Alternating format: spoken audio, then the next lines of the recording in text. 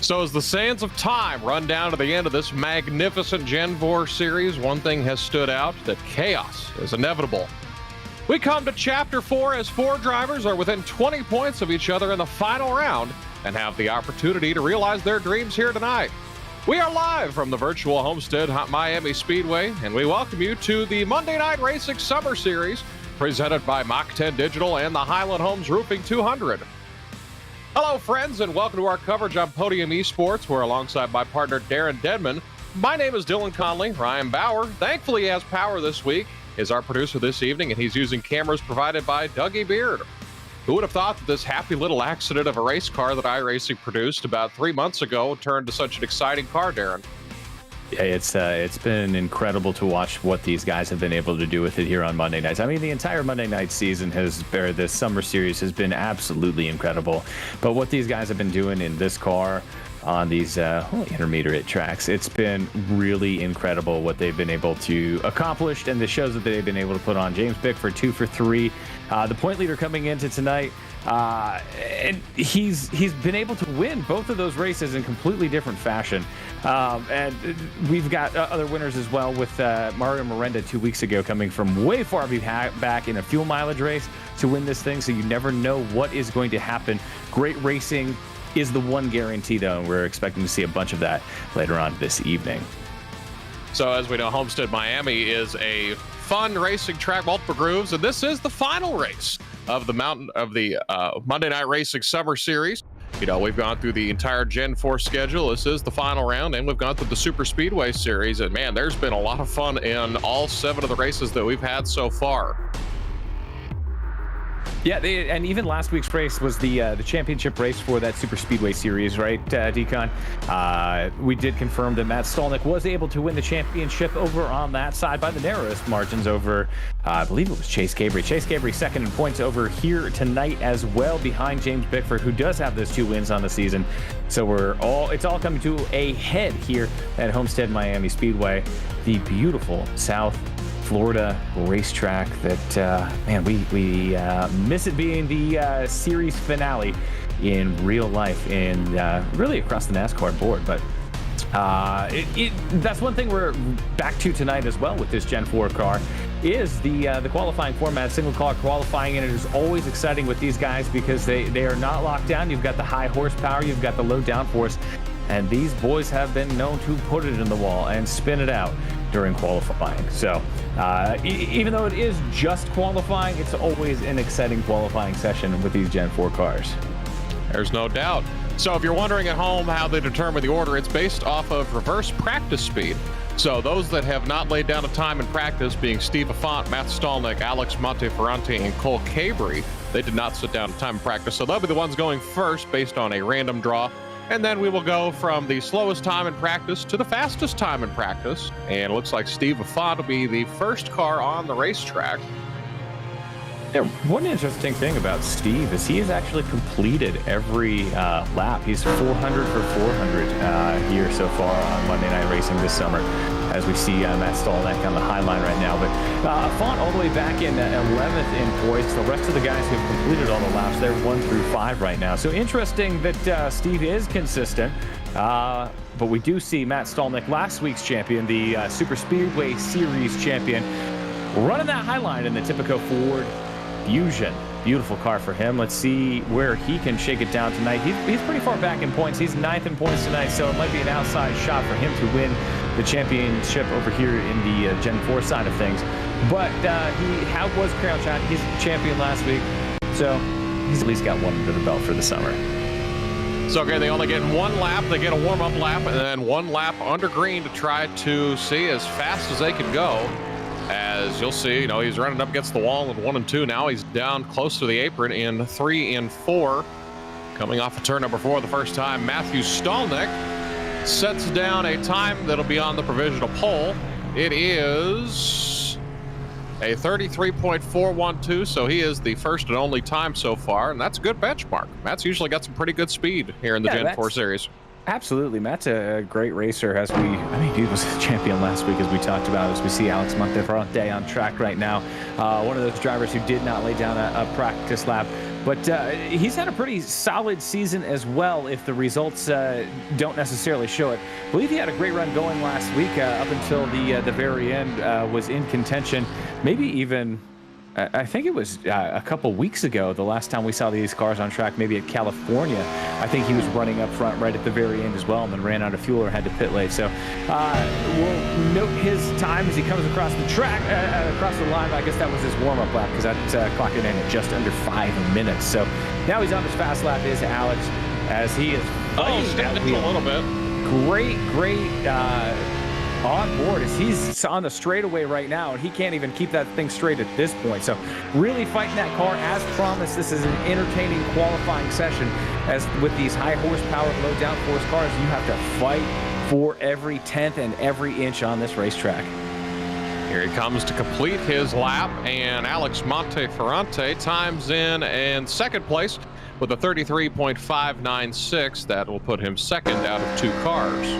Incredible to see that even though he was fighting that wheel so hard, he's still only a couple hundredths back of the provisional pole right now. Granted, we're only 2 cars in, as you said, Decon, but still interesting to see that even with him fighting that wheel so much, as juxtaposed to like Mark Rabilis here, right? He's holding a very pretty line through that corner, not really fighting that wheel all that much, even going down the straightaway. So we'll see if that pays off. I mean, sometimes when it gets squirrely like that, it means it's fast, but we'll have to see how that shakes out.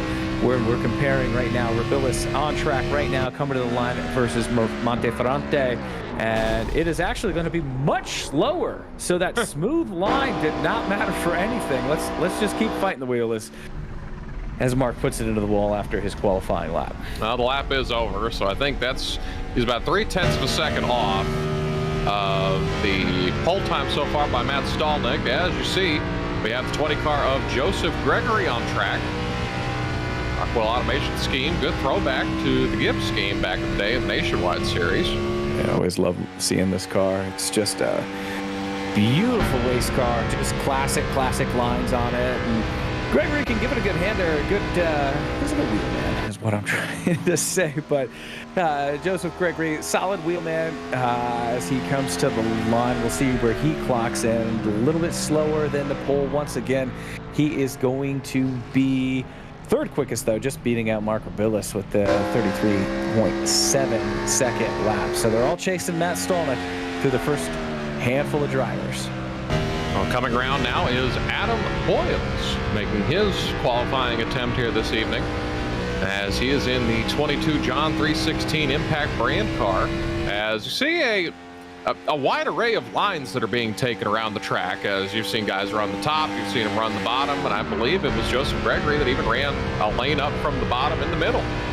Yeah, absolutely. And I mean, that's what everybody loves about Homestead Miami, though, right? You've got all these lanes to work with. You got the variable banking as Boyles gets it sideways coming out of the corner. We'll see how much that slows him down as he clocks in with a 33.3, and he is going to be on the provisional pole at this time. So even though he walked it sideways coming out of the corner, it looks like he is going to be sitting pretty on top through 5 drivers so far.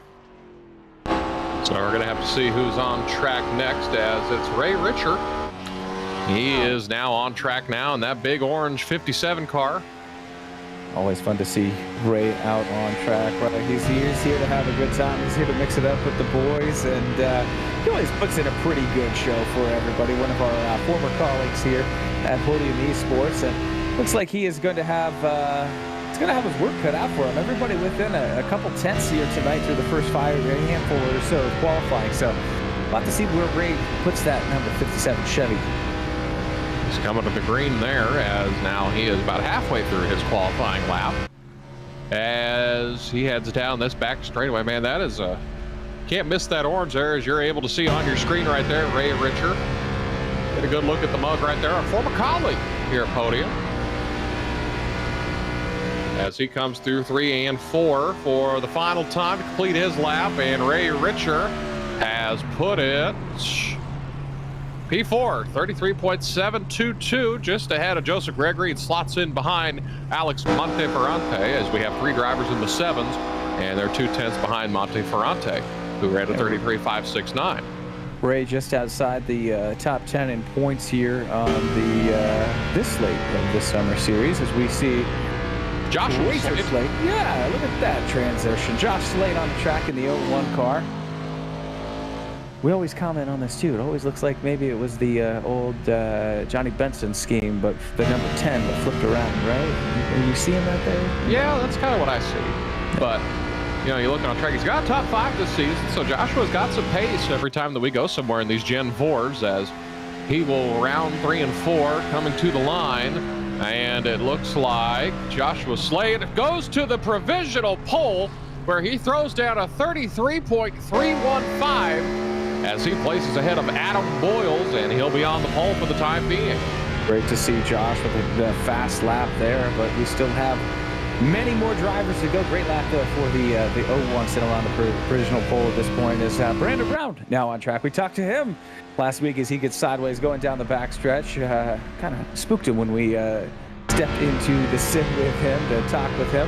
But a good run last week too, or 2 weeks ago, I'm sorry, from California. Looking to repeat that performance here in the season finale. Well, Brandon Brown will come across. Good looking paint scheme here in the 12, and it's going to sit P4 right now with the 33.533 as he's about 0.03 of a second faster than Monte Ferrante, and he will sit 4th right now as Art Reimer is now on track now. Those green gloves that you see on your screen right now as he's about a half lane away from the top. This is a very interesting and green paint scheme as Reimer's getting loose off of 2 as this lap looks like it's going to be lost as he's going to try and finish the lap maybe. It looks like he's slowing. He's going to pull over.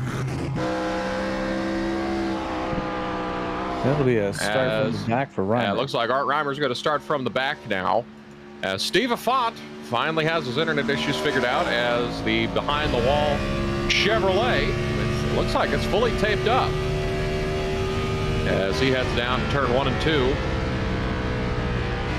Well, I miss those days of full taped up qualifying and tape them off and get them low, and it used to be a lot of fun. But that car is all taped off as Affont wheels it down the backstretch. And as we were talking about earlier, Affont is one of only 6 drivers who have completed all laps this season. He finds himself a little bit further back in points in 11th. Going into the season finale, but he is at least consistent by completing all the laps, looking for a good starting spot here tonight. Might not be getting it though. Looks like he's going to line up right now 6th in provisional qualifying. Now on track we have our own Gary Sexton, who is making his way through 1 and 2 in the Mobile 1 and Theory car. I believe that's a Toyota Supra. The Theory Communication and Design Mobile 1 Toyota Supra makes its way down the back stretch. Love the neon tape on the valence there as they go through 3 and 4. You see a lot of the drivers running the top in 1 and 2 and kind of running close to the bottom, if not the middle lane, through 3 and 4. So as Gary got a little loose off of 3 and 4, and here he comes to the line, and he moves into 2nd position. So Gary Sexton slides in behind Joshua Slate as he moves to the provisional front row at this time. Gary with top 5 the last 2 weeks here on Monday Night Racing, so look for a good run out of him. He was excited after his top 5 in Cali 2 weeks ago. He said he's not out of the championship points officially yet. It was a good clawback from them. He still finds himself 37 points back though, so he's going to have his work cut out for him tonight if he wants to be named Monday Night Racing champion. Now we see Landon Polinsky on track, and Polinsky's 13th in points coming into tonight. No top 10s on the season, but again, consistent enough to be 13th in points as he clocks in at a 33.35, and that'll be a great starting position for him as well. That lines him up 3rd here in the early going qualifying. It's going to take some grid to get a fast lap around this place. Speaking of grid, we have the grid marketing car of Nick Olson, the Jeff Gordon-style 24 machine as he heads down the back straightaway. 89 degrees here in Homestead, Miami. Track temp just a nice cool 93 degrees as the sun starts to set here in qualifying in southern Florida as he rounds through 3 and 4 again. They only get 1 lap here in qualifying. They got to make it count. Here he comes to the line, and Nick Olson Pretty good. Holy cow, really good lap. First one in the ones. And he slides in at a 33.174. So Nick Olson around 0.2 of a second faster than the gentleman in second position, Joshua Slate. Wow, just when we thought everyone was going to run 33.3s, Olson goes out and knocks out a 33.1. That is a huge lap right there for the 24. Incredible. As now we see Brent Baldick in track in that for the Podium Esports car for Mr. Baldick. It's a Dodge right there for Mr. Baldick as he's getting a little loose on the bottom there. Trying to wheel this thing. He will come around, do the start-finish line. And he throws down a 33.701. That'll be good enough for 10th quickest here in qualifying so far. The thing that we've heard, we mentioned it, is that the driver's order is determined in qualifying by practice time order. So if you didn't lay down a practice time, but you made it in the server, you were able to qualify first till whatever, and then they took the slowest in practice and they worked their way up to the fastest. So we should see, in theory, the time's getting faster and faster as we go through qualifying, and as the track has already dropped 1 degree since we last mentioned it, as Nick Del Campo is on track now in that unsponsored 05 machine.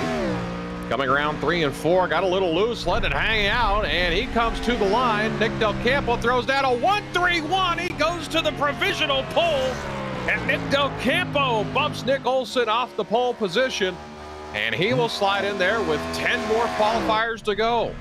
Man, I know it's getting cooler, but holy cow, these guys are stepping it up after consistently having so many cars running in the 3 to 7 range.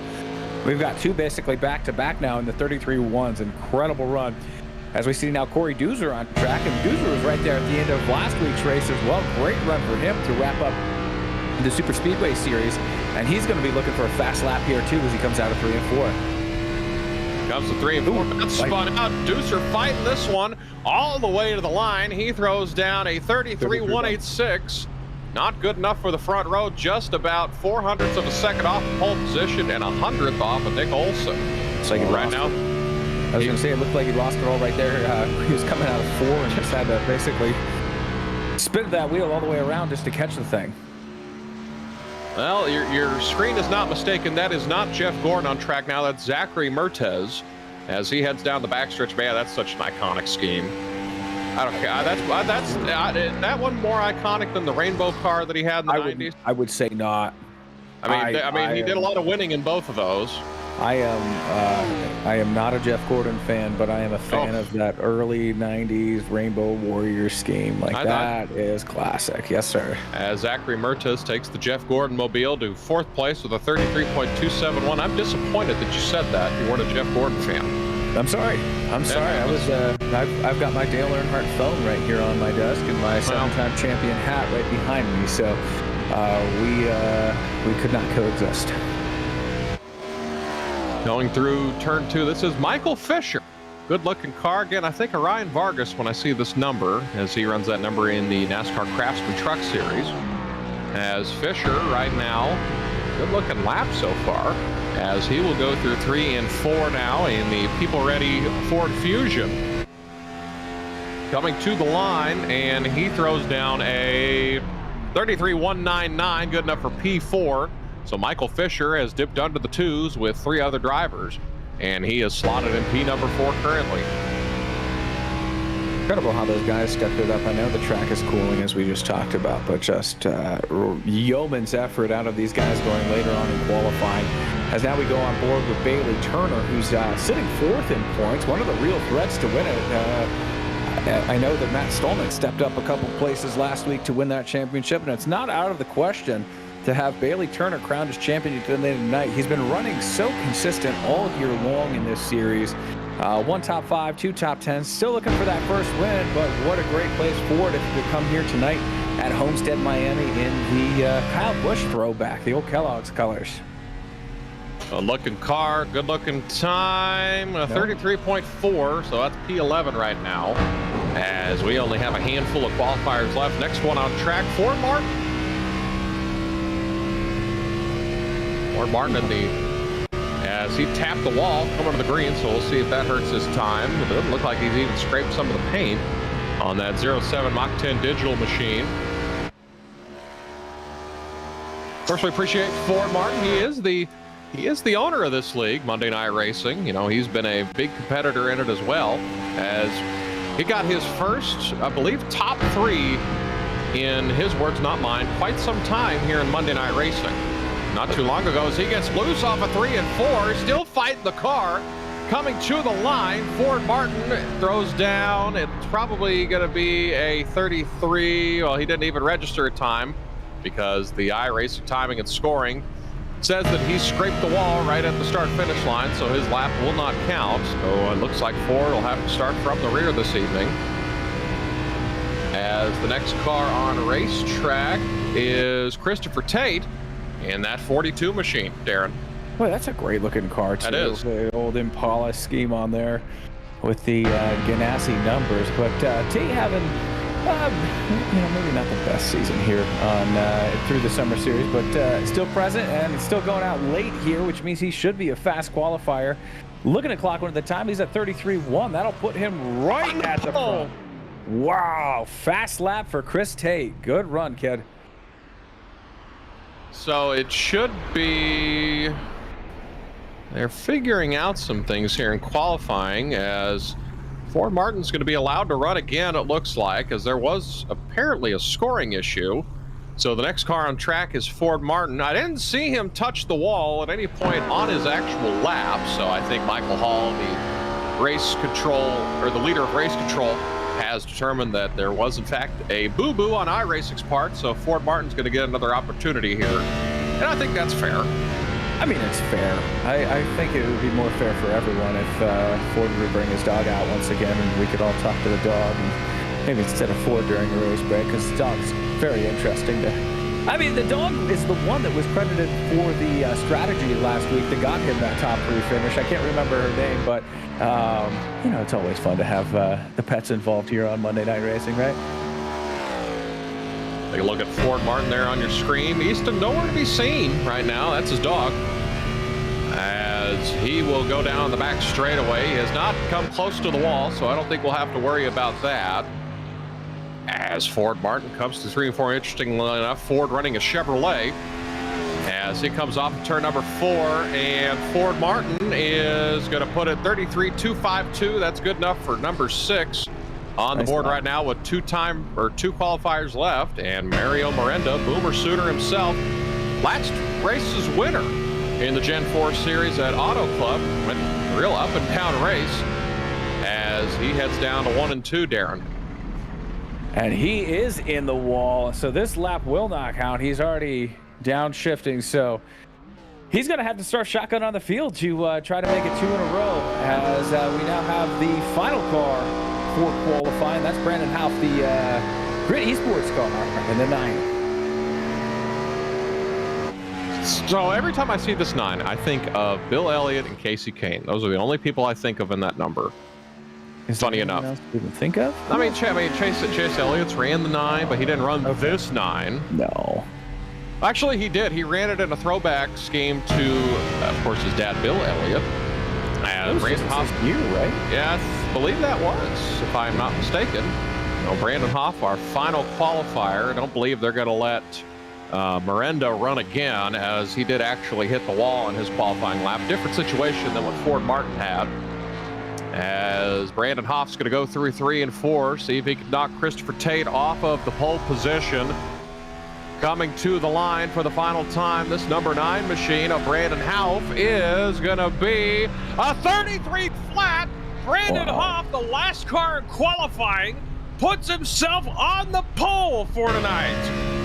Incredible lap. Oh, we do have more qualifier. Here's Chase Cabry. We've been waiting to see if he showed up or not late to the session, but Cabry in second in points right now, so it was going to be a surprise. A lot of those guys in the top 10 of the points had not showed up yet tonight. So Chase Cabry on track, looking for a fast lap here in the 39, and at this point, looking for to be the odds-on favorite for the championship at this point.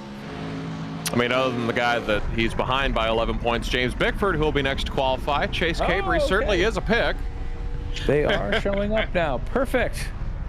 Chase Cabry to the line, as they never cleared his black flag, as as his lap would not have been scored.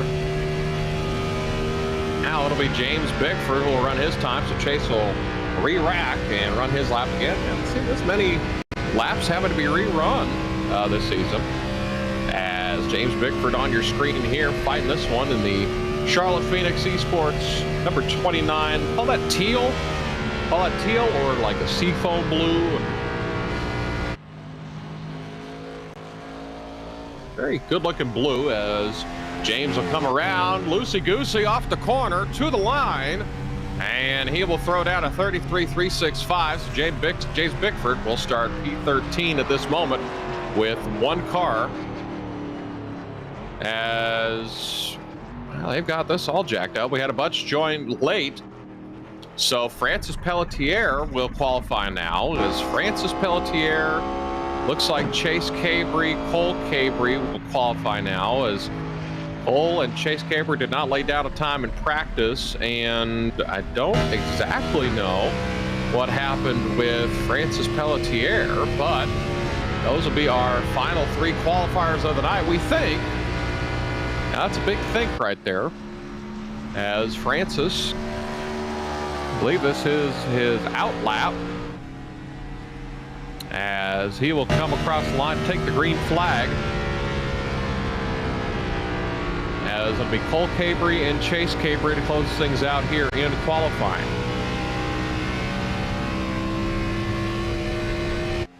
We'll just keep running them until there's no more left to run. Oh, yeah.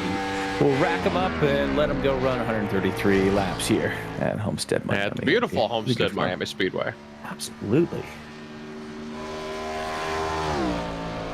Drifts up a little high to Francis coming out of 3 and 4, but it looks like he's got a solid lap going. Well, it would have been a solid lap earlier in the session. A 33.7 is going to have him slotting in P22, as now Chase Cabry on track. Oh, you're close. 33 flat. Oh, Cole Cabry. Oh, we're all over the place today. So in the 51 machine right now, who do you think of when you see the 51 here? I mean, it's got to be a Kyle Busch thing, right? I mean, even with the black, you're going Rowdy Burns all the way back, but I mean, I don't know. I just love race cars with just numbers and contingency stickers. They just look so fast. Bailey Turner runs that scheme a lot on the super speedways, and now we've got Cole in the 51 tonight, just looking fast and black with a 33.38. Gonna line him up. Should be within the top 10 for him. So our final qualifier of the night, Chase Cabry. We think the final qualifier of the night. Don't see anybody else lined up on pit road, so I think this is it. So this is the final driver that has the opportunity to knock Brandon Hoff off of the pole position, as Hoff is the only one that's ran a 33 flat so far. So Chase Cabry will go through 3 and 4. Again, the track temp has not dropped just a whole lot. It's been 92 degrees the last 15 drivers. As he comes through 3 and 4, Chase Cabry, he throws down a 33.112. He ties Christopher Tate, but according to iRacing timing and scoring, it's going to give the edge to Chase Cabry, as they both ran a 1.12 on my screen, but Cabry, it says he will be ahead of Christopher Tate in second position. Wow. That was exciting. That was a fun end of qualifying there. They just kept coming and they just kept getting faster. Oh, wait a minute. Do we have somebody else on track? No, I just heard race control director Michael Hall tell someone they could go. I think we're all good now. We finally have the order we think set up for tonight's Highland Homes Roofing 200, as we're going to take a look at some track facts for you. Homestead, Miami, Florida. The Homestead Miami Speedway was opened in 1995, 27 years ago. Banking's in the turns. It's progressive banking, 18 to 20 degrees in the turns. This is a 1.5 mile speedway in beautiful Homestead, Miami, Florida. We're under the lights tonight as it gets a little hot during the summer months here in Florida. Race analysis this evening. Thank you to our friends at Google Earth, by the way, for that. Race analysis, 133 laps or 2 hours, 199.5 miles. 320.5 kilometers thereabout. We will have 3 green, white, checkered No faster pairs, 3 green-white checkers, as I mentioned. They are all controlled by the race admin and iRacing, depending on which one gets to the button first. They will have 5 sets of tires in the pits, 100% fuel percentage, and that's it, Darren Dedman. Should be a great race, right? I mean, we keep talking about that championship on the line. Bickford's got a solid lead. He was late to the session, as we had talked about, but there's the race within the race tonight, of course, ladies and gentlemen, for the Gen 4 championship here on Monday Night Racing, as James Bickford, with 2 wins on the season, leading over Chase Cabry by 13 points, going for 133 laps here tonight at Homestead Miami Speedway. As we are going to take a look at the starting grid for tonight's race. On the front row, we have Brandon Houff, Chase Cabry. They are your front row. Brandon Houff, the only one that hit a 33 flat in qualifying. Second row, Christopher Tate, Nick Del Campo in the 05 machine. Heading back to the third row, the gritty esports car of Nick Olson out to his outside Corey Deucer. Michael Fisher, P7, and Ford Martin again in the Chevrolet this evening in P8. Zach Mertez of the Jeff Gordon machine in P9, and Joshua Slade rounding out the fifth row. He will start in 10th position tonight. And back in row 6, the pride of Dewshore, Pennsylvania, that's Gary Sexton in the 13, lining up against Landon Polinsky in the 8. Back in row number 7, it's Adam Boyles, fast early in qualifying. He's going to have to settle for P13 on the grid alongside championship leader James Bickford. Back in row 8, it's Cole Cabry and Matt Stolnick, last week's Superspeedway Series champion. And in row number 9, it is Bailey Turner in that Fast 5 car alongside Brandon Brown in the 12. Running out the teams is Alex Monteferrante in the 79, and Steve Alfont completed every lap this season in the 54. Back here in 21st, Brett Baldeck. 22nd will be Ray Richer. We'll have a driver cam of him. Joseph Gregory starting P23. Francis Pelletier, P24. Mark Rabilis, the last car set down to time. He will start P25. Mario Miranda hit the wall in qualifying. He was unable to set down the time. He'll be 26th. And then Art Reimer and Corey Heim will round out the field for you this evening in a very, for whatever reason, foggy afternoon here in Homestead, Miami. It is foggy, isn't it? iRacing has mentioned that there is rain coming in the future builds. I don't believe we're going to be testing that this evening, as that would add another element of surprise here to Homestead, but it's just going to be a little foggy here. As I'm not a Floridian. I don't know how much fog that there is in Florida, especially this time of year, but it's kind of neat looking. It almost looks out of a spooky movie. From the beautiful sunset that we just experienced in qualifying to this. I guess the fog came in quick, flew in quick here over the Atlantic Ocean, and has wrapped Homestead Miami Speedway in a blanket of murkiness for the start of this one here. So the field is in the hands of Brandon Houff as the pace car is off, and the field is green here at Homestead Miami, and we're racing.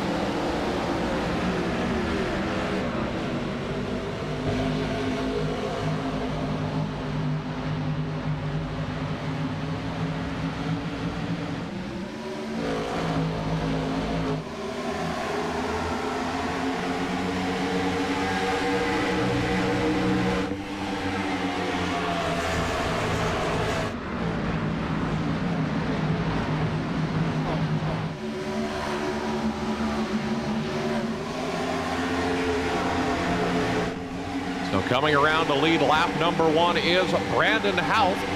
In tow behind him, Christopher Tate, then Nick Olson, Chase Cabry, and Nick Del Campo, as things are pretty strung out through the entire field. You see mainly the bottom being used through 1 and 2. And as we head down this long back straightaway here at the 1.5 mile Homestead Miami Speedway, as you get a look at Mario Miranda, has got a good look at the field so far here early on. As he heads down to 3 and 4, you see all of the lanes on the racetrack being used ahead of him. You see cars running the top, running the middle, and running even on the bottom. As you're on the Oklahoma Esports Chevrolet, I believe it's a Chevrolet, his car, you're on board with him, as Brenda tries to get through the field here early on. Yeah, he's doing a good job with it too. Already up into he's running 20th at this point. 3.1 seconds back, but 2 weeks ago was the last time we were out in this Gen 4 car. He was the winner Didn't have a chance to talk about favorites here tonight, but you got to look at Brandon Houth as one of them. So fast in qualifying and leading it here in the early going over Tate in the 42. Nick Olson there in third in the 24. So a lot of fast cars here at the front of the field. It's not like we see at the Superspeedway races where it really is this crapshoot and whoever gets the draft at the end of the night. As boy, that fog is really playing havoc on the on what I'm able to see as they come through 3 and 4 now back there, 1 and 2 down the backstretch. So it's really a 3-car breakaway now, as there's 2 grid marketing cars in first and third. Brandon Houth and Nick Olson. He's Christopher Tate in second place. He's in a grid marketing sandwich as you're on board with Nick Olson right there. You can see how dense the fog is going to the inside as Christopher Tate. He wants the lead. As we're going to see how well this top lane works. Seems like the preferred line here early on is the bottom. And Tate will come off of turn number 2, and he will have the lead here at Homestead, Miami. As for the lead here in the early going, 5 laps in and a clean race so far. Gotta love what these guys are doing. As now Nick Olson steps up to second place. Looks like Brandon Houth losing just a little bit here. Fast qualifying lap. Not conveying here early on in the races. He's now back to third and lost 6/10 on that last lap. Christopher Tate, your new leader here. Our first lead change of the night as you're on board with the points leader, James Bickford, as he's trying to weave his way through the field now, as you have a good look at James Bickford there. Thankful for him giving us his onboard view along with his webcam view tonight. And Bickford, we always look at where he qualifies, and it's usually right there in the at the beginning part of the teens, 13, 14, 15. It feels like is where he starts every race this season. He's won 2 out of 3 so far, so I would not be too worried right now for you James Bickford fans out there, as he's starting his march through the field, already up to 12th position here at Homestead. And as they're fighting through this fog and humidity here in Florida, looks like it's still about a 3-car breakaway, as it is still Christopher Tate, and he's got a group of grid marketing cars behind him. As we had a car on the wall in the back, that was Zachary Mertez who was scraping the wall. We had one on the apron. As we keep it green, nobody spun out and there was no accident. As you're on board with Adam Boyles right now. Good look at him right there as he's chugging along. As Adam Boyles currently sitting just outside the top 10. He is in 12th place at the moment, fighting with Ford Martin, trying to keep that position. As they head down into 3 and 4 again, you see multiple lanes being used. And being used effectively. Yeah, that's the beauty of this progressive banking, though. One of the tracks that has really got this progressive banking right? As now we see a pass for the lead. That's Nick Olson now battling alongside Tate. 42-24 side by side through 1 and 2. Olson with the advantage right now on the high side. He looks to pull Tate going down the backstretch. We promise you that they're there, as again we mentioned that there is a lot of humidity for whatever reason in Homestead, as now there is a pass for the lead. Nick Olson goes to the point now. He'll be our 3rd different leader here at Homestead early on. And great competitive racing up front. I love this 3-car breakaway that we've got going on. None of these guys have won so far this season, so great to see them all up front. Out of anyone, Brandon Houth has probably had the most consistent season, but all of these guys have had speed at different points throughout the season. Good to see them running up front, really putting a little gap between them and 4th place Fisher. Back now 2.5 seconds back. So it's still a 3-car party up front, but as you see, Michael Fisher clearly in 4th place right now. He's got a hornet's nest behind him, however, as you're on board with Matt Stalnick. As you can see the hornet's nest in front of him, as the car's high, low, and in the middle here at Homestead.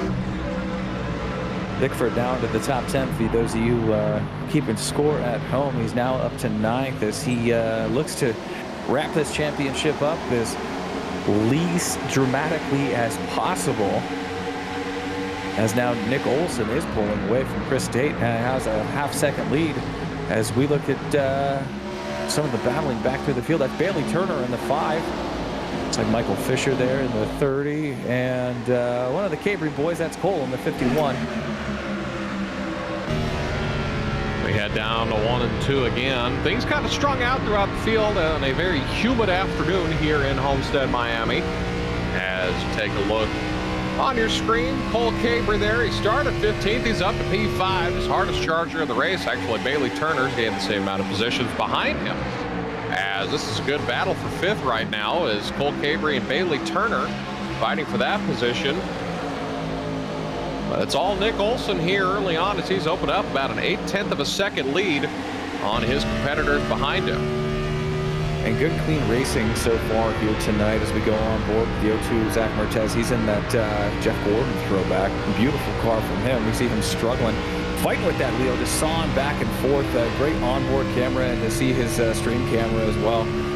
Very cool to see what he sees and watching him at the same time as well as he looks to battle his way through this field. A lot of good battles all throughout the field, but right now it's Nick Olson's opened up a second lead, but there is a halfway decent battle for second as Brandon Hoff wants to take second position away from Christopher Tate, as looks like he's going to clear him as they exit the second turn, as he's going to have it down the back straightaway. But Christopher Tate doesn't look like he's done just yet, as he's going to tuck in behind, and at the moment it's a Grit Marketing 1-2 so far. And the Grit guys really have hit it tonight as Chris Tate is trying to spoil that party as much as he can, drop the back bumper of Brandon Houff. But even at this point, Nick Olson out to a 2.5 lead over this battle for second. And they're 2.5 seconds over the guy in 4th. So these 3 cars here at the front of the field really running away with it, as if anyone could even see them in this humidity. So the lead gets bigger and bigger for Olson as it's 2 cars behind him. Houff and Tate just want to keep switching second to third. And back to him is Michael Fisher, about 2 seconds behind them. As Fisher started 7th, he is up to P4 currently, as things have gone pretty single file throughout the top 10. Boy, what a juxtaposition over the... we got one spinning. As we have one spinning, couldn't tell who that was. It's Ray Richer who found his way into the wall as he got loose. Might have got a little help from Joseph Gregory as he was sent to the inside wall. He's got a torn up left front. So Ray's in a little bit of trouble. We'll see if he can keep it going here. So that number 20. So take a look at the replay as Richer was a little loose. Then he got some help, knocked out of the way by the 20 of Joseph Gregory, and that sends Ray Richer into the wall. No caution as he didn't spin out. He just tag slapped the wall as he is now, and Ray Richer is now the last car on the racetrack trying to fight that car, as he is now behind Mark Rabillos in 27th position. We'll go back to the point I was going to make, the juxtaposition that we saw in tonight's race so far. Clean through the first 18 laps as Nick Olson comes around to complete that lap. Versus that first race of the season, which was really a demolition derby. We had to institute the time limits and everything else. Those have not had to come into place since we instituted them. So even in the 7-8 weeks since we took that green flag down at Daytona with the next gen cars, guys have really cleaned it up. They've learned how to race against each other, around each other, and even through this humid fog. I don't know what we're calling it tonight, but through a cloud basically is what they're racing through tonight. Man, I can't imagine if it was this bad back in that Daytona race, if we would have even made it a quarter of a lap with as much as they were wrecking that night. But they don't need to see. It's overrated. That's fine. Just put the blinders on and go, as they say. Well, through 19 laps here in this one, as Ray Richer has brought it down to pit road. He is not able to wheel that thing any longer. He is the only car 1 lap down, so I believe he will get the lucky dog if he returns to the racetrack. As Brandon Houff now sits in second position by his teammate Nick Olson. As there are 2 different cars. One's in a Charger, one's in a Monte Carlo. It's funny, there's an Impala and a Monte Carlo, both in the top 3. So multiple Chevrolets out here in the field this evening, as it's been trimmed down just a little bit, about to a 1 1/10 second gap from Nick Olson to Brandon Houff, and then about 4/10 of a second back to Christopher Tate, and then it's above 2 seconds now back to Bailey Turner, Cole Cabry, and the rest of the field.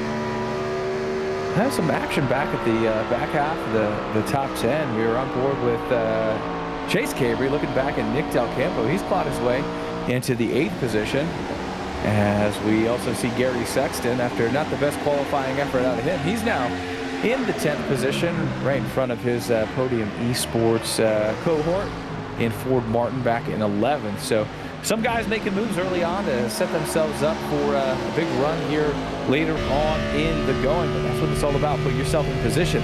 And the way this green flag run has started out this race, these guys are going to have to maybe not bank on the cautions that we've seen a lot of times throughout the season to get their track position and their strategy really fleshed out. Hey, we could be seeing green flag pit stops later on this evening if this clean green trend continues. And it would be really fun to see, as you know, we're kind of spaced out here up front, as still Nick Olson in control of this one.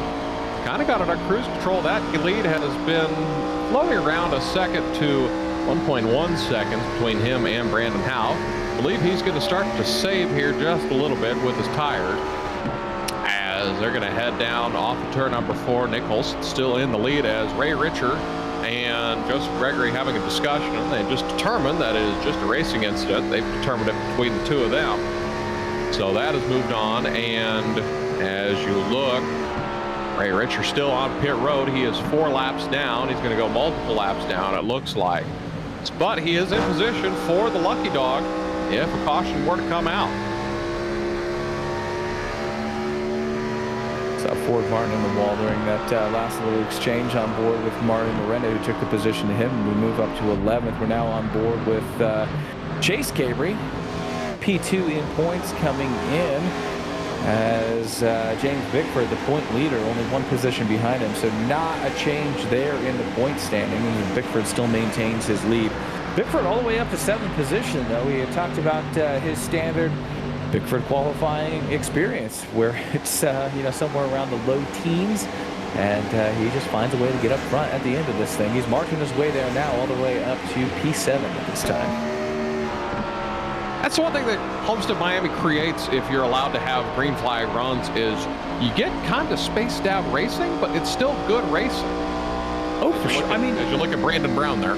Yeah, even the race we had 2 weeks ago from Cali, where it turned into a fuel strategy deal, like that was an impressive race with a long green flag run at the end, and it worked out exactly how Mario Miranda planned it, right? We knew the kid was a talent, and I mean, that was a great race through and through. He was in the wall early and was able to claw his way back and then just stretch the fuel there at the end. So just you know, interesting when the strategies come into play when we do get long green flag runs here on Monday Night Racing. Yeah, and you'll see guys try to undercut each other. You know, they might see someone pit, or they might have a hunch that they'll pit, and they'll pit earlier, or they'll be the last car to pit. All kinds of strategies that play here at Homestead. Yeah, and the fact that we do have 5 sets of tires and we're already 5th of the way through the race means that if you are playing the consistent tire wear game, I guess for lack of a better term, we could be seeing those pit stops coming up here sooner than we think. We expect the fuel run to be much longer than what it is, but with 5 sets of tires in the pits, we could see these guys maybe come down and try tires, especially the guys running in the back half of this running order. Still really foggy here in Homestead. Looks like the fog has started to subside here. It almost looks like. Reminds me of the smoke that blew through, you know, the eastern half of the U.S. back when the Canadian wildfires were going on. This is exactly what we experienced, but I didn't know that iRacing was as realistic as Canadian wildfires. As you look at your leader, Nick Olson there, started 5th. He's led every lap since about lap 7. As looks like Brandon Howe cut the lead in about half. He's down to a 4/10 of a second lead, and they've extended the lead over Christopher Tate. So I don't think Christopher was saving as good as he would have liked, or he's trying to save more. Definitely one of the two. Yeah, these grit guys are just running away at this point, just pulling the field 3/10, like you said, between the top 2, and then 2 seconds back to Chris Tate. So big gap right there, and the Grit Esports guys really have it on lock here in the early going. So don't forget, at the completion of tonight's race, we'll have the frontstretch.com post-race show. Have Jared Haas, Brandon Hoff break down all the action later in the race. As you see Brandon Hoff on your screen there, well, he'll be either a really happy Brandon Hoff or a really unhappy Brandon Houff, depending on how the race goes. He's been happy the last couple of weeks as he's had some good finishes, but and join us for the frontstretch.com post-race show. That will happen right here on Podium Esports. And we're looking at these esports there. The Grit Esports guys is on board right now with Brandon. Brandon's pretty far back in the points, right around 19th. So he is all about the race win glory tonight if he can pull this off. Now, Nick Olson's in a different boat. He's 6th in points right now, 19 points back of James Bickford, trying to get as many bonus points as he can throughout the evening. But right now, it looks like both of these guys just looking for a solid night for their team, Grid Esports, and to try to get that win, try to make it a 1-2 finish here as they continue to pull away from Christopher Tate as they broke into turn 1. They almost had a 3-second lead on the third place car as the 9 and the 24 just running away with it. Ray Richer has rejoined the race. He is 10 laps down now, so he is in the lucky dog position, so he would need a couple lucky dogs to get back up there. But Ray Richer, we respect him. We respect a lot. Former colleague over here. He's just chugging along and just hoping for some extra positions as you're on board with Matt Stallneck, as Matt is making his way through the field right now. He's going to move into the 12th position, excuse me, the 13th position, as he's fighting with Ford Martin for that 12th position as they head down to one side by side. As we're going to see if the top or the bottom is the king here as they go down the back stretch. Looks like Ford Martin's going to get the run off, and he will maintain his position. As you look in the background there, we always point out Matt Stallneck does have the race stream on in the background on his big flat screen TV there. So, you know, again, his usual audience of 0 behind him can enjoy it as they're side by side going to the front stretch. Ford Martin still going to have 12th position as they head down to turn 1, Darren. It would only be better if it was the Dale and Dale show type moment from '93 when everyone in the Jarrett family pits was sitting around the TV cheering at it. So that would be the only thing that would make that any better, is family back there cheering him on. But we'll just let the man race in peace as looks like he's going to be able to pull that position away from Ford as he is going to be able to slide job right up in front of the 07. Now, Brandon Brown in the 12 looking to take advantage of Ford now as well as he continues his march to the field. Now, all of this going on well behind the leaders as we see some of them starting to pit now. Looks like Michael Fisher pulls off into pit road. The beginning of pit strategy, it seems like, as we've ticked off 33 laps here. 100 laps to go here in Homestead, Miami. We haven't had a caution yet as Michael Fisher is on pit road. He is the first car to pit, not because of a wreck. As he is down on pit road, he's going to take 4 tires, it looks like, and he will go a lap down, but he is the first car to pit, so we'll see where that takes him, as he was sitting in and around the top 5 for most of the part of this race. And changing the top 3 right now as it looks like Cole Cabry able to get past that Christopher Tate. So maybe Tate used up his stuff there in the early on, trying to hold on to those Grit Esports cars. As now looks like those two are going to try to do battle. It's Houff in the 9 up on the high side with Nick Olson down low trying to defend that position as we come to complete 35 laps from Homestead Miami Speedway. Great battle up front. Looks like it's going to shape up. What is that? Tate in the wall a little ways back? I can't see through the fog. It wasn't car on the wall. It's hard. I think it was Christopher Tate. As again, this very, very dense fog here this afternoon in Homestead. As back to the fight for the lead here, Brandon Houff is all over Nick Olson like a cheap suit. As they head down 3, Nick Olson's going to go to the bottom, Houff to the top. Trying to make something happen, see if he can get the run off the top. As the gap will just get bigger, it looks like. And Houff is going to have a bit of a run down the front stretch as they complete lap number 36. Just watching these two do battles is a work of art when you have that fast of a race car and you know it's a team thing. You know when the team cars are that fast. You know, Chevy versus Dodge at this point, but they're still coming out of the same shop. It's got to be a good feeling for these guys. I know you race a lot, D-Com, but it's got to be a real good feeling to know that the team has it on lock setup-wise here in the early going. So one thing to point out here is, you know, Nick Olson's running a 35.3, Brandon Houff a 30, well, they updated the times this lap. Nick Olson ran a 35.4 last time. Brandon Houff a 34.55. Cole and Chase Cabry in third and fourth are about 0.3 of a second faster than both of them, as they're in tow in third and fourth position at the moment. Boy, no surprise that the Cabry boys are going to be a factor in this thing, though, right? They've been fast throughout this entire summer. Only one win between the two of them, though, this summer, where Cole was able to get his... Oh, I'm sorry. No, Chase won last week. So actually, the Cabry boys have gone back-to-back in the last 2 weeks. So they look to factor into this one before things are over. But they've got their work cut out with them with those fast grit esports cars, 1-2 right now. I'll tell you who's making up some time is Michael Fisher. He's running about 2 seconds faster than everybody up front. So depending on how this sorts out, Michael Fisher might be your leader as pit stops cycle. I think this was planned on his part. I didn't see him hit the wall. He didn't have any visible damage. So I think this was just an opportunity for Michael Fisher to come down pit road and, you know, just get ahead of the game.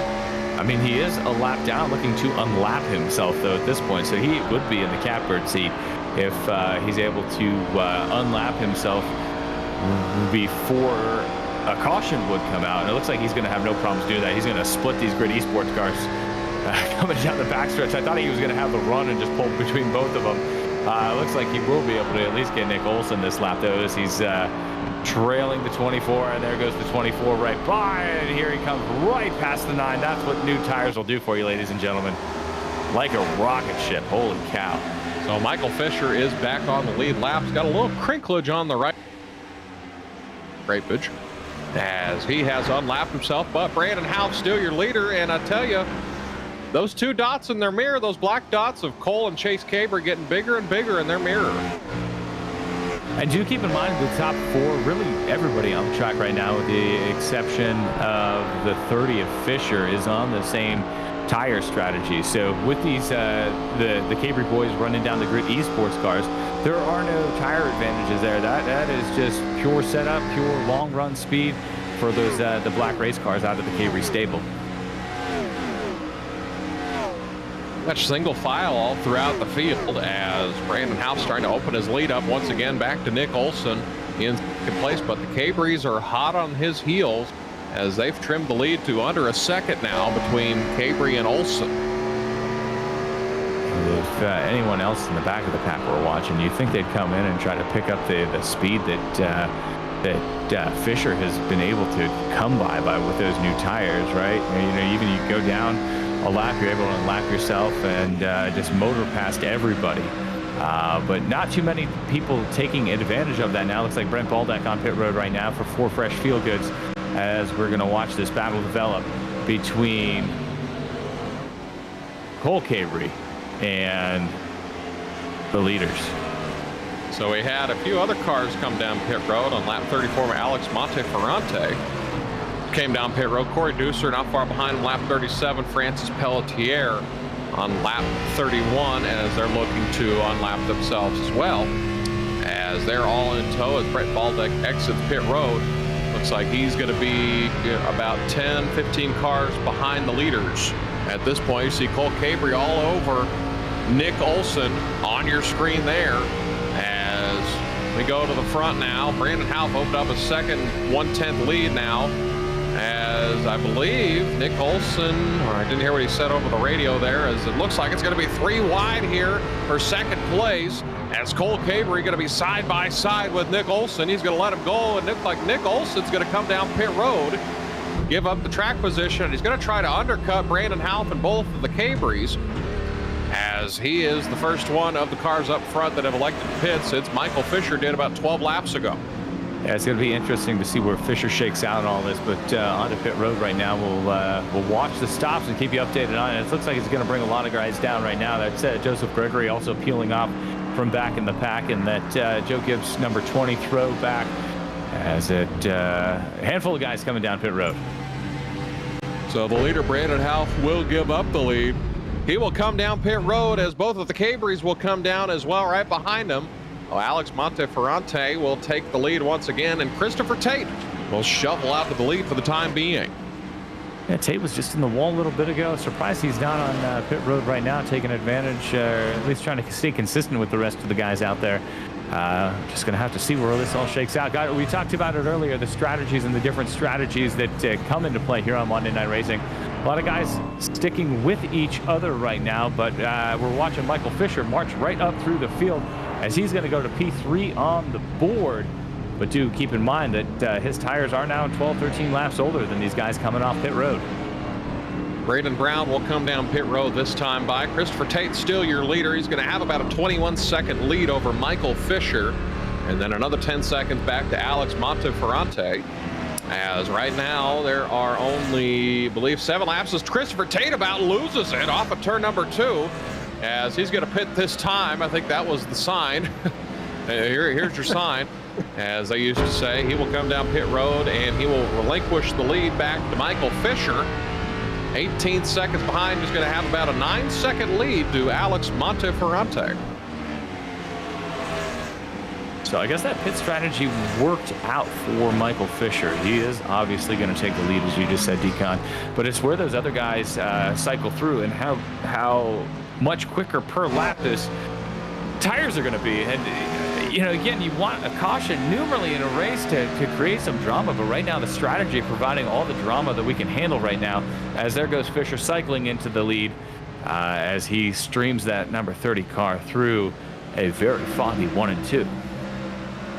So you go back to second place. You have Alex Monteferrante, who is on about 10 lap older tires than the guys behind him, as Nick Olson and Brandon Houff will make their way past the number 79 machine as they will move into second. Well, Houff is now he's going to make the pass, so they'll be moving to second and third. They are about a second faster than Michael Fisher at this point in the event. And these Grit Esports cars started out with such good short run speed, and really they only had a battle right there at the that end of that pit cycle from the Cabri boys. So we'll see how that really cycles out, and if they do have that short run speed here to start this second tire run. All kinds of strategy. I think this would mean Michael Fisher would pit early again, because I don't think that was everyone's final stop. As if I remember correctly, the fuel run is about 77 or so laps, or no, 61, depends what car it is really, but it's somewhere between 50 and 60. Definitely not 70. No, yeah, not 70. No, I was thinking of another car, excuse me, but Michael Fisher still your leader. Joseph Gregory behind him. Joseph Gregory fresh off the pit road. I believe he's going to try to unlap himself here in a couple of moments. Drawn board of Cole Cabri. We got a good battle brewing for second place once again. As actually they're going to get past the Alex Monteferrante Dodge machine, the DC Sparks Dodge, as him and his brother will move into 4th and 5th position, as now they're chasing Brandon Houff and Nick Olson, who are all chasing Michael Fisher. Man, it's just been incredible to see how these Cabris have been glued to each other this entire season. Like, you can't say one without the other on the track. It's week after week. It's car after car, track after track. They are just always around each other, it seems. As now we're on board with James Bickford. Looks like he's doing battle on the low side of Gary Sexton, trying to claw his way back into the top 10, as he's able to do that pretty cleanly by the 13. So Bickford back into the top 10. Your point leader on the evening came into the night with a 13-point lead and looks to maintain that and wrap up this championship, as he did win 2 of the first 3 races of the season. He has not been a factor for the win here yet tonight, but you know, in his other wins this season, he really hasn't been up front either until the last couple hundred yards even. So don't count him out just yet for the race win. Absolutely not. I mean, we still got a long ways to go in this one. As you're on board Mario Miranda, you know, look at the Oklahoma logo there. You know, football season's right around the corner. It's going to be an exciting time there, as they're going to head to the SEC next year. I don't know if they're going to play SEC schools in the esports department, but, you know, Mario Miranda, he's got a few events coming up as well. He's going to be racing in the eNASCAR Collegiate iRacing Series that's firing up here soon. He had a lot to say in that one the last time it ran. And he will head down the back straightaway there. But, you know, Mario's been a big name in the sim racing community in many big events, and even in the eNASCAR Collegiate iRacing Series. He's a talent here on Monday Night Racing as well, right? Like, he probably should have 2 wins on the season. He's ran first and second the last 2 times we've had this car on the track. So while he's trapped in the back of the pack just a little bit tonight, the kid is a real talent, a real asset here on Monday Night Racing. Island right outside the top 10 right now. Oh, absolutely. I mean, Mario's a good dude to talk to. He's ran all kinds of series, even on here on Podium Esports, as he's now sitting in 12th position. He had a good view of the field at the start as he started in 26th position, as now he's trying to run down Corey Deucer and Gary Sexton to get it into the top 10 for the first time tonight. And his last win was on strategy, so they know how to strategize here in, what is this, the Dirty Air Camp? So it's not out of the question that you don't need pure speed, pure raw speed all the time to win one of these things. It is going to take sometimes a strategy call, as we see Michael Fisher still out to a 3.5-second lead up front as Miranda goes under the 14 of Deucer and moves himself even further into the top 10, or actually into the top 10 at this point, 12 seconds back of the leaders. But, it's just one of those situations. We're not even halfway through yet, as the strategies will come into play. The tires obviously making a huge difference here at Homestead Miami with this variable banking. So it's going to be an exciting race at the end to see who not only wins the race but the championship.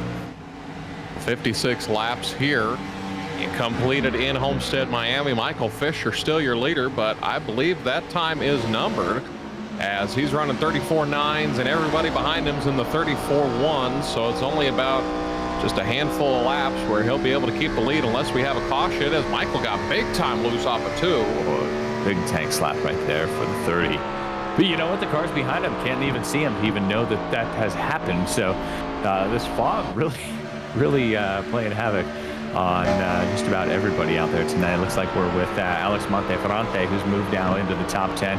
We were just on board with Mario Miranda in front of him, so Monteferrante making some headway here with the tire strategy that he's on. I guess he pitted a little bit later than everyone else, if my memory serves me, so he's on just a little bit fresher tires than some of these guys he's passing right now. Oh, yeah, absolutely. I mean, again, tires, they matter. I mean, Michael Fisher only pitted roughly 10 to 12 laps before everyone behind him, and he's about a half-second slower than those of Nick Olson, Brandon Houck, and both the Cabries. As he gets into the wall just a little bit, just a little kiss as he heads down to turn number 1.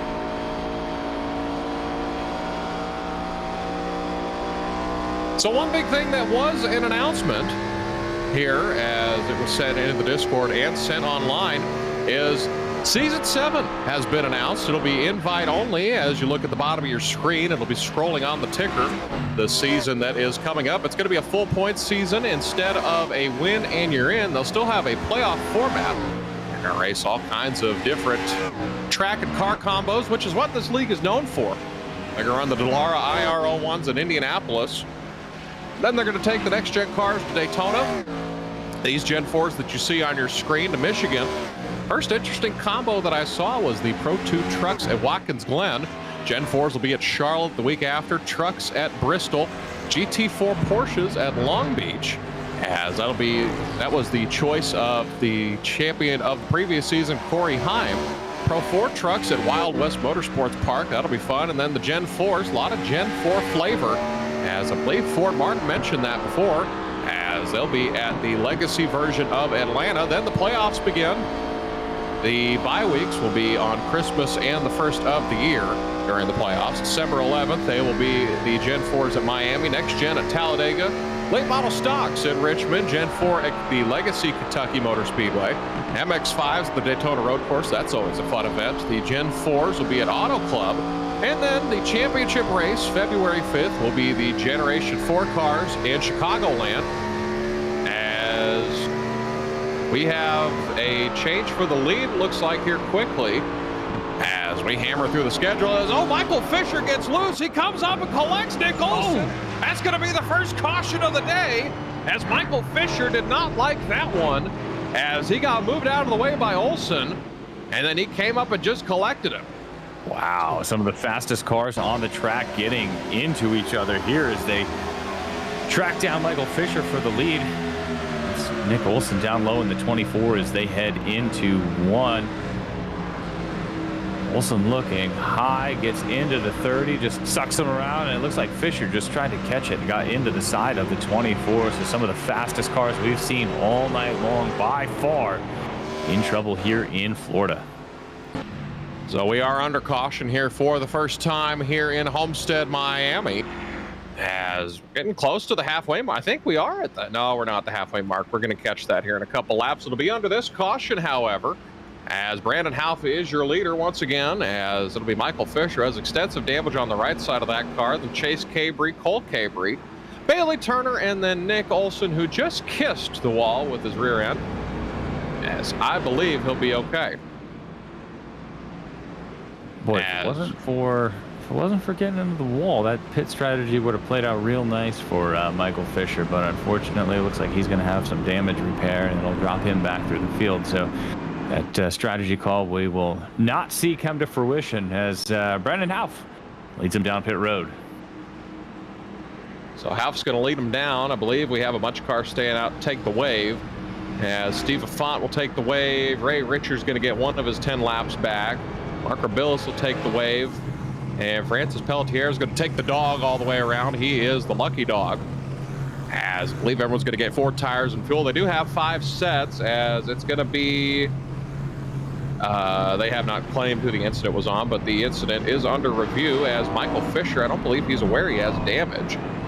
He comes out in second position, pretty much the same way that they came in, as not many changes as they come off a pit road. But they have come off pit road, and that is our first pit stop here. We're going to take a short break. It says the Highland Homes Roofing 200 from the virtual Homestead Miami Speedway. This is Podium Esports.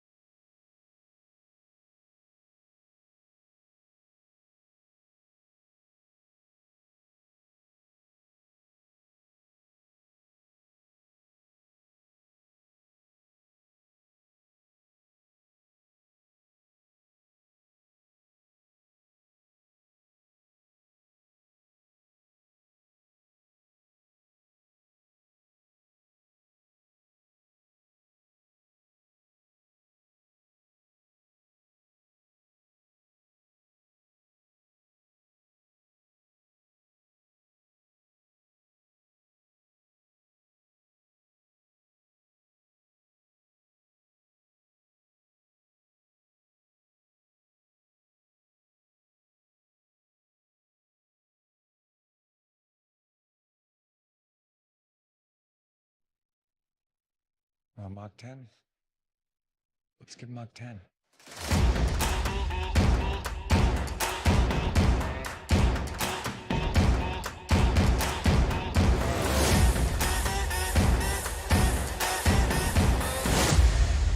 You're cleared for takeoff. FrontStretch.com, providing up-to-date news, analysis, and commentary on all the latest in the world of motorsports. Check out Front Stretch YouTube page for post-race content after the checker flag waves for most NASCAR events, giving you up-close interviews with your favorite drivers and the stories that matter each weekend. For the best seat of the track and the best view on the web, visit FrontStretch.com.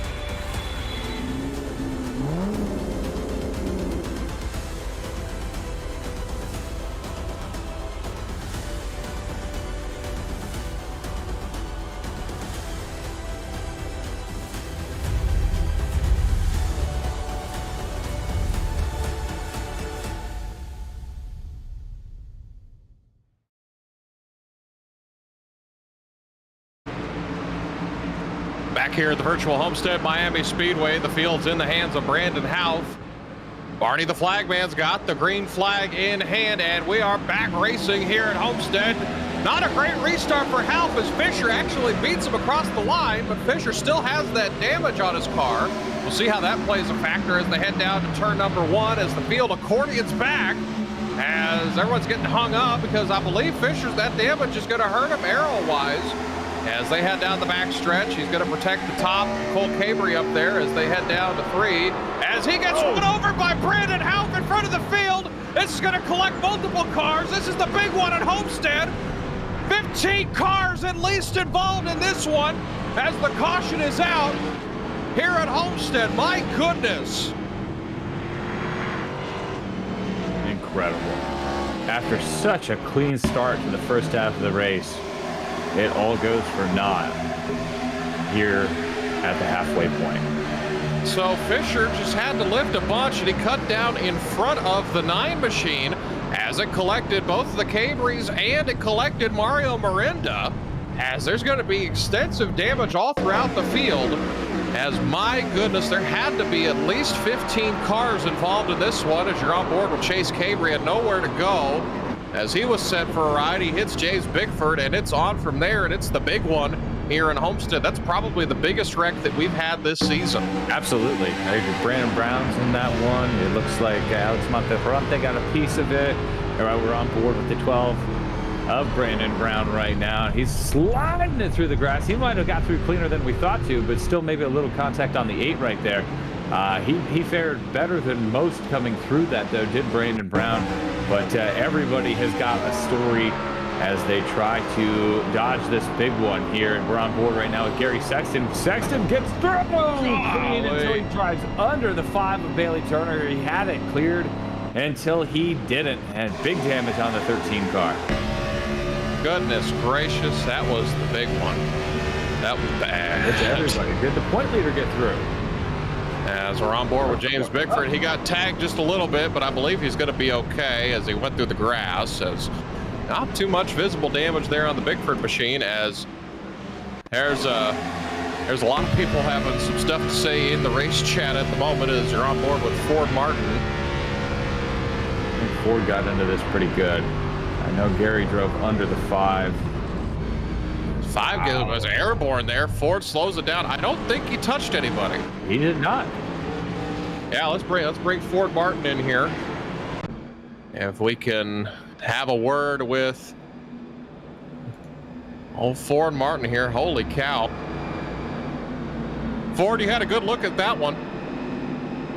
Yeah, I was looking at the replay on your guys' TV. Like, how about that? That was superb driving right there.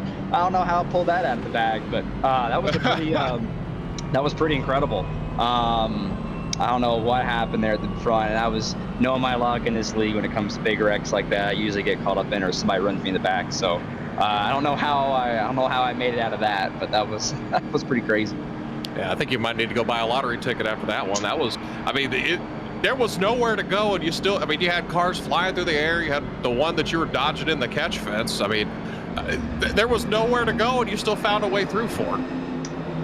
Yeah, I felt like I was trying to spot myself. Like, I stay high, whatever. And then Gary did me a huge favor running over Bailey, because then it pushed Bailey further away from me and allowed me to kind of get stopped. So that worked out pretty well. I didn't slide him too much, so I think I'll be okay.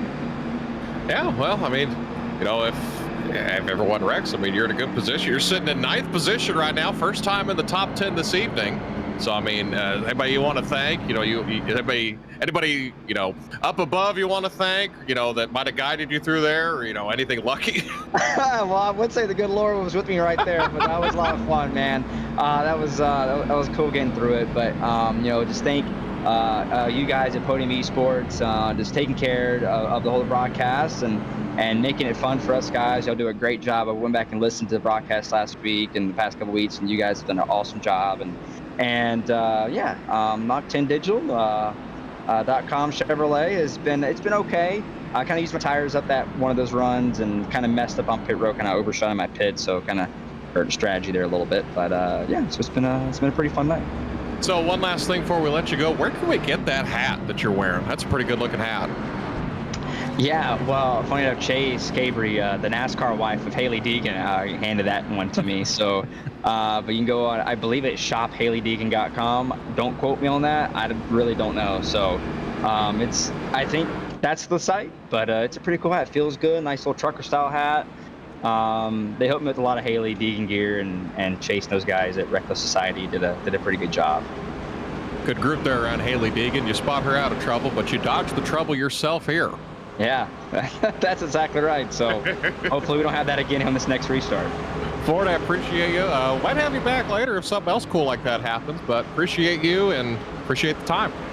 Hopefully the cool part is me winning. Hope it's not me dodging any more wrecks. All right, we'll see you.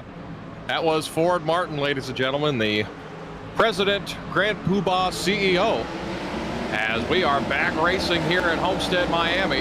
As car gets loose in front of the field, oh my God, we jinxed Ford Martin as he's sent into the wall, and the caution's out once again. This is the big one also. Oh my goodness me, that's at least 12 cars involved, as we just got done cleaning up the big one, and now we have another one. Incredible. After such a clean start to the race, it has turned into a demolition derby here at the midway point. I feel like I just got done saying that. But now Ford in the wall again. Ford, it's Brandon Brown sideways. Ford jacked up in the air. Well, there's not going to be anybody left at the end of this one. Here's the shot we've been waiting for. Through the fog, just like Brandon just not get going. It looks like there's multiple incidences going on. Yo, 2 gets spun. Brandon Alf, I see back there getting spun. Chase Cabry in that one as well. Steve LaFont pulling away from it. Some big trouble on the front straightaway coming to the green. It's probably just all this smoke in the air. They can't see anything. Could be some visibility issues there, but it looked like Brandon Brown on the restart there just spun the tires, and you know that was that's what led to that. My goodness, I don't think anybody in the field doesn't have at least one dent in their car. One way or another, as you're on board here with Brandon Brown, as you get a good look there. Yep, he had an issue shifting, it looks like, as the tachometer went all the way in the red, then it went back down. So that's what caused that, as we're under the yellow flag for our 3rd time this evening for the big one, part 2. And just when you thought, too, you had this race figured out, that it was going to become a battle between the Cabrys and the Grid Esports cars, it turns into... we would not have expected even 5 laps ago. We're on board with Ray Richer, and he just drives into the side of the 9. That fast number 9 that has led so much and been in the battle for the lead all night long. Now just a wad of pixels down the infield here at Homestead Miami Speedway. Now, a lot of dented up roofs, as we've had 3 or 4 cars that have received roof damage in this one. Speaking of roofing, the Highland Homes Roofing 200 is the sponsor tonight. Highland Homes Roofing since 1986. Highland Homes Roofing has been the #1 company you could trust for all your roofing needs. Locally owned and operated in Sebastian, Florida, and they don't use subcontractors, guaranteeing the quality and craftsmanship their clients have come to expect. Highland Homes Roofing is deeply involved in the community and have brought together the best local talent to create their roofing dream team. Take pride in all aspects of roofing and look forward to serving the area's roofing needs for many years to come. Financing is available. For more information and to get a free quote, visit their website at www.highlandhomesroofing.com or find them on Facebook, Highland Homes Roofing. Trust Highland Homes Roofing with all your roofing needs. So again, we're back under the yellow flag, 59 laps to go. I am Dylan Conley alongside my partner, Darren Dedman. This was a very clean race for the first third of it, but now we're just playing crash-up derby here at Homestead. Yeah, did you see that one coming, Decon? Because I was expecting this thing to go green well into the evening, and I mean, if you saw it coming, anytime that you have, I mean, you had to be ready for anything. I can't say that I saw it coming, but anytime that you have a car where there's a lot of horsepower and not a lot of rear grip, that opens up the door for anything. So, I mean, that just seemed like it was just an odd incident. It was, they're going to deem it, Michael Hall, the race control director this evening, has deemed it as an accidental self-spin. No warning has been assessed to that, as Mario Miranda is done for the night, as it looks like. He will finish in around 24th position at the moment. At the time being, if Mark Abilis gets past him in a lap, Gary Sexton, Ray Richer on pit road with more extensive damage. Poor Ray Richer, they've had to use all the bear bond that they have in that pit road. Let's try and patch that one up as we have a bunch of cars down on pit road. We have Steve Offont, Alex Monteferrante, Bailey Turner, Brandon Brown, Gary Sexton, Brett Baldeck, Zach Mertez, Ford Martin, all getting damage fixed. Michael Fisher, Ray Richer, Chase Cabry, Brandon House still got a lot of damage. My goodness, there's a lot of torn up race cars in this one. And look at the names at the front of the field, though. Somehow the blessed child, James Bickford, running third, the point leader, been able to avoid just about all of this. He had a little slide through the grass trying to avoid that big one through 3 and 4, but there he is in that 29 car running third, and well, he's almost got this championship wrapped up at this point if they all keep crashing around him like that. Well, I probably gave the biggest jinx in the world to Ford Martin there, as actually, just looking at his car, he doesn't look too bad off. Got a little left front damage, but it looks like he'll be able to continue. Probably need another caution as the lights are out on the pace car sedan, and the field will be in the hands of Cole Cabry and Nick Del Campo in second place. Haven't mentioned Nick tonight, as we are coming to the green flag this time by. Hopefully we have a nice clean restart here, as the pace car sedan from iRacing will dip down to pit road, and the field's in the hands of Barney the Flagman, who will throw the green flag. We're back underway here at Homestead, Miami. Oh my goodness, we've had another wreck, as it was Nick Del Campo who spun the tires on the outside line, as Art Reimer almost got loose in the back. He bounced off of the 0-1 of Joshua Slate, but we stay green. Thankfully, we stay green. You got to bless Barney the Flagman, too, for braving in there to wave that green flag, as they all crashed around him the last time. So props to Barney the Flagman for keeping us green this time. As now James Bickford, there he is again, up to second place. Looks like he might have a little damage on that passenger side front fender, as Nick Olson now looking to avenge the incidences that he's been through in the last 10 laps, battle back into the lead where he's been so much of the night. So it might have been a blessing in disguise that Nick Olson was involved in that first caution that put him behind everyone, as now he moves into second place, and he's got a spotless car, it seems like. Yeah, he has a fast car, too. As long as he keeps it spotless, he is going to be looking pretty. But, we did notice earlier that the Cabry boys had much better speed on the long runs over the Grid Esports cars. So it's going to be interesting with Chase out front, or Cole out front right now. As we were on board with Bickford, he's dropping a couple positions back at this point, back to 5th right now. We're on board with the leader there. That's Cole Cabry, last time out.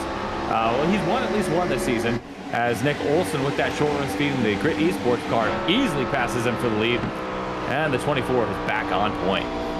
So things single file, thankfully, throughout the top 10, as Nick Olson reassumes the lead, as Cole Cabry behind Nick Del Campo had it saved up. He's in 3rd place. Good run for Nick tonight. Matt Stalneck back in 4th place, your Superspeedway champion. Then back to James Bickford, Chase Cabry, Joshua Slate, Landon Polinsky, Christopher Tate, and Art Reimer in the Dodge. I believe that's Dodge Neon front end of that car, as he rounds out the top 10. That's not, no, they had that. What was the name of the Dodge in the early 2000s? Intrepid, yes, that's the same thing. Neon would have been cool, though, too. That would be. That was like a Goodies Dash car, if anything. I don't think they did that, but there's that Goodies Dash series. Speaking of Matt Stalneck, there he is on your screen. He's sitting in the 4th position. I bet you the big crowd behind him had a good look at the multiple big ones there behind him on his television screen there. Always got to mess with him. As Matt Stalneck having a good run tonight. Don't think there's a scratch on that one either. If it is, they taped it up pretty good in the Typico Sportsbook Ford Fusion. Sitting pretty in 4th position behind a pair of unsponsored cars in the 05 and the 51. Cole Cabry and Nick Del Campo. Look at Alex Monteferrante, as he's got to weed through some traffic as he hits the wall.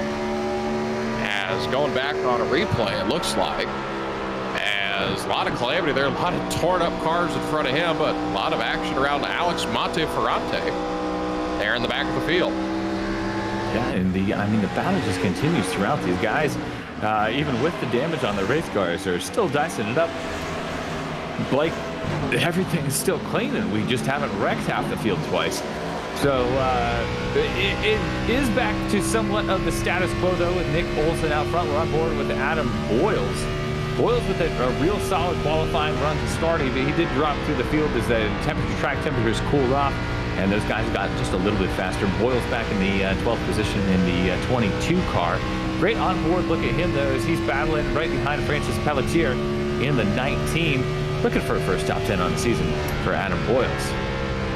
Well, this is a big opportunity for some attrition to set in and snag a good finish that you might not have ordinarily had. I mean, there's a lot of names up here that are running in the top 10 that we haven't talked about just a whole lot this year. I mean, Art Reimer sitting in 10th, Landon Polinsky in 8th, Joshua Slate 7th.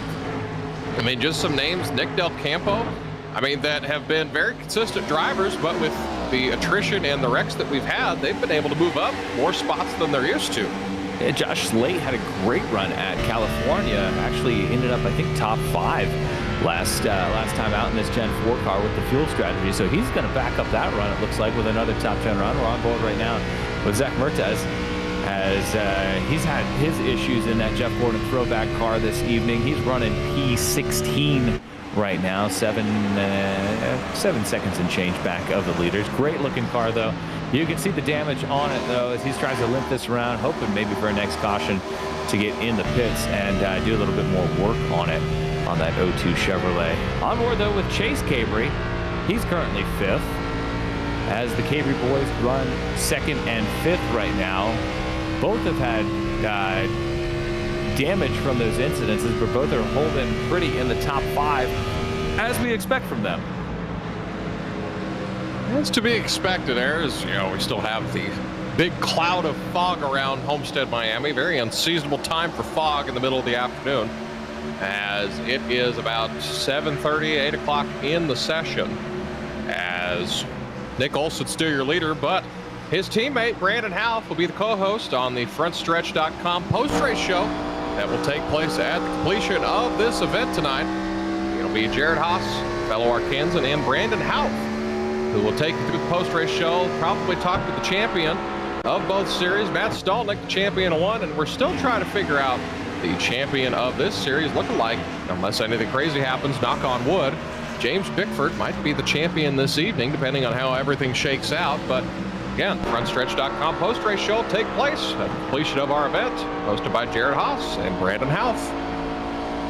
Bickford's still sitting pretty here in 8th position, as we're on board with Cole Cabry, one of our handful of winners here this season. Looking for about 2 seconds to get past Nick Olson, but Olson has just been so fast here on these short runs. It's going to be interesting to see how these tires wear. Honestly, these guys probably could run it through the end of the race. So Decon, what would your play here be? I know you sit behind the wheel of one of these things every now and again, but you could go the rest of the way on fuel. But we know tires are good for probably 2 seconds a lap, 30 laps into a run. So what would you be playing for here? The finish or the fresh tires and try to run them down there at the end? As you look at Matt Stolnick there, now that I think that we're done wrecking, I would have kind of eyeballed how the first 2 laps after the restart went. And if I thought, in my judgment, it was going to go green the rest of the way, I would pit about 15 laps in with about 30 to go or so, and just try to make up time that way, because I believe they're all going to be good on fuel.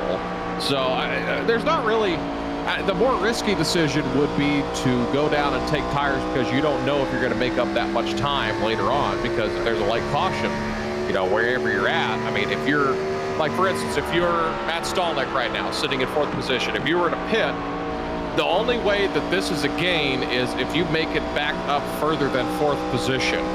If it ends under green, or if there's a caution, because otherwise you gave up pretty good track position. That would just be my guess, but it's all right. I mean, everyone's going to be thinking different things here. Nick Olson's going to have the gears churning, Cole and Nick and Matt are all going to have different things churning in their head. And I think we've got all the wrecking out of our way, knock on wood, because heck, we've wrecked 20, 25 cars the last 2 cautions. So that would just be my guess, is that I don't think any of them will pit, but you might see somebody like an Art Reimer or a Christopher Tate or a Landon Polinsky somewhere just at the edge of the top 10, or an Adam Boyles outside the top 10, come down and pit and just say, hey, what the heck? if it works, it works. If it doesn't, oh well. Boy, speaking at the edge of the top 10, James Bickford in the 10th position has just fallen like a rock from 2nd to 10th at this point. Now he's back up to 9th as we're on board with Josh Slate, who has just marched right into the top 5 where he finished 2 weeks ago in California. So great run once again for the 01, but maybe some issues for the point leader, dropping a quick 8 positions here in the early going of this run as Slate looks to keep this run going and get past Chase Gabriel for 4th position, doing battle through 3 and 4. And Josh Slate, not a name that we have brought up a lot tonight, but man, he's having a heck of a run, only 3 seconds back of the leader. Man, excellent run by him tonight. You know, the thing I noticed when we restarted was James Bickford had a lot of right front damage there. He did. And I think that actually came probably when he slid down through the grass. I believe he bumped into the side of Brandon Brown on that second of the 3 quick cautions there. So just something to watch. He is able to get back to the 9th position, but he's still looking good in the points, obviously, with that 13-point cushion coming in, 1 point of position throughout, but no laps left tonight as someone was peeling off the pit road there. I didn't see that number when that looked like it was Chase Cabrey. No, it was yeah, Matt Stallneck going to come down pit road and throw on some 4 tires. And like I said, you know, we don't exactly know what the fuel window is here. It could be about 40 laps or so would be my guess. Actually, probably about 50 laps because they all pitted around 44 to 47 for the most part. So I don't think we're done with pit stops here. So this is a good shot for Stallneck, try to make up some ground on the guys up front, try to undercut them. Yeah, absolutely. And Matt's up there in the points as well oh, no, I guess not. He's back in 9th position in the points here. That last week's champion for the Superspeedway slate of this summer, as we're on board once again with Nick Olson as he breezes down that smoky, foggy, cloudy, humidity-laden back straightaway here at Homestead Miami Speedway. Not the race we were expecting tonight with all this debris in the air, but Nick Olson making the most out of it, pulling a 1.2-second lead over Cole Cabrey back there in 2nd position. Well, we have something interesting going on up front. Michael Fisher taking away the preferred groove of Nick Olson. He was swerving down the front stretch here in Homestead, Miami, as making it very difficult for Olson to get by. He finally does as they head down the back straightaway. You know, earlier the big one caused Michael Fisher making a move and didn't have enough room and cut down in front of Brandon Houff as he was swerving and sliding everywhere off of turn 3 and 4. And it was making it very difficult for Nick Olson to get by, but he eventually did. I mean, the rash of cautions really started between these Grit Esports guys and the 30 car of Michael Fisher. So maybe a little frustration there on the part of Fisher, especially seeing the guy that was involved in ruining your night, having such a great night still, but it is still Nick Olson. Did cost him a little bit of time there. It looked like it cost the 24 about 4/10 over Cole Cabrey back there in 2nd. Now Chase Gabriel up to 3rd at this point, but 24 continues to lead. Again, though, that's going to be interesting because at the start of the race, we did see these grit cars with great short run speed, but at the end of the run, it was the Cabrey boys now running 2nd and 3rd who ran them down. And to that point, they were much further back than the half-second to 2 seconds they are right now. So it could be a Cabrey and Cabrey show coming up in just a little bit. We'll have to watch as we go on board with Cole. There is Cole Cabrey right there. As, you know, this race at the start, it was looking like this, you know, really spaced out. And then, you know, we had that caution where the 3 cars up front just kind of all ran into each other and ran out of real estate. And then all hell broke loose the next 2 restarts. And we find ourselves kind of where we began again. The same players for sure. Yeah, absolutely.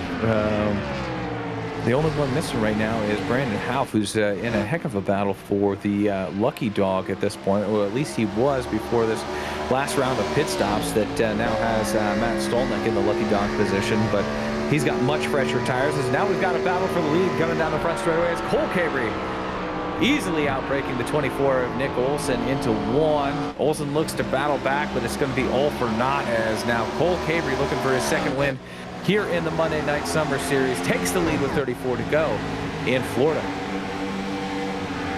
Cole Cabrey gets by. He wants to lead lap 100 of this event. He will be 33 laps to go when they get back to the line here, as Cole Cabrey's turned on the gas, as it looks like Nick Olson will come down pit road. A lot of other cars behind him as Cole Cabrey assumes the lead, but Nick Olson, Chase Cabrey, Landon Polinsky, and Joshua Slate will come down pit road now.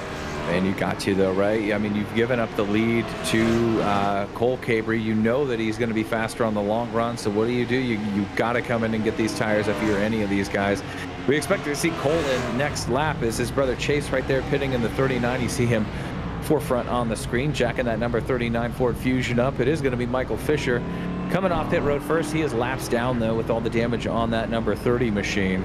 So the real battle off pit road is going to be right there between the yellow car and the black car. It is Nick Olson leading Chase Cabrey off pit road. We're going to have to see if Cole Cabrey now comes in this time by. He is down now this time. Cole Cabrey will come to the attention of his pit crew on pit road, as Christopher Tate will assume the lead. Bailey Turner in tow behind, about 9 seconds back, but Zachary Mertez 2 seconds behind him, as Cole Cabrey will get shuffled back. But right now, Christopher Tate is your leader. He will still have to pit, along with Bailey Turner and Zachary Mertez.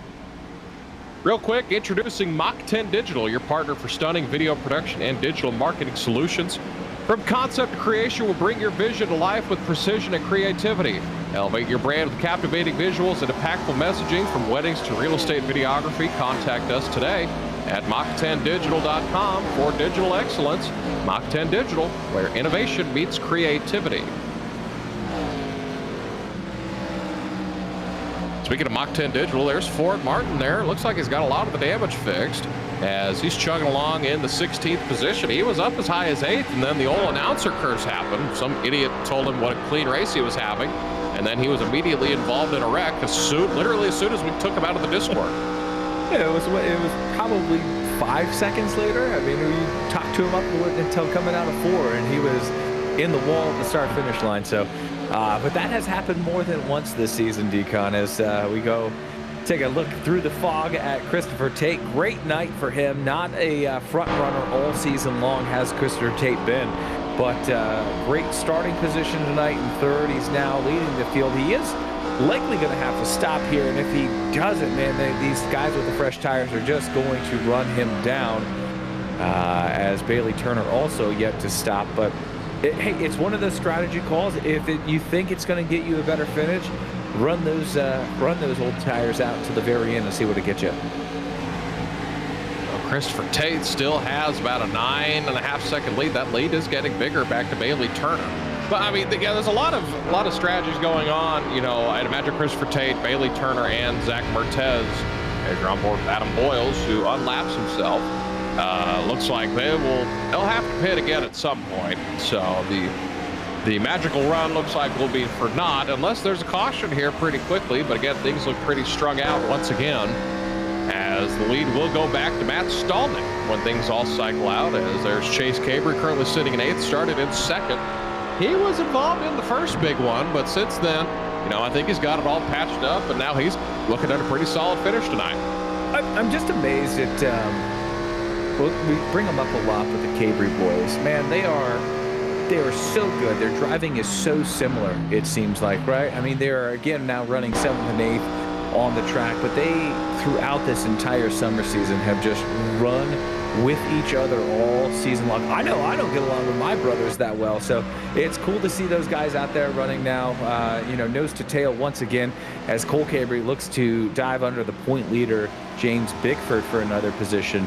And, you know, they're back in the pack just a little bit right now after that round of pit stops, but do look for these Cabrey boys to be a factor. Trouble turn 3, Corey Deucer in front of the leader.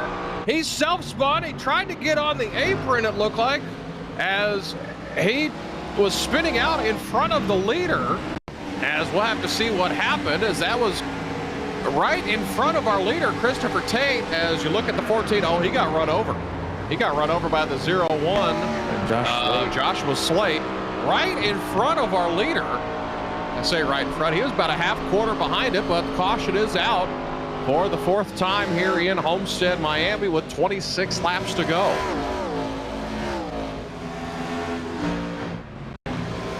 Wow. Well, that makes it interesting. That does. I guess everyone will be back on pit road, right? I would think.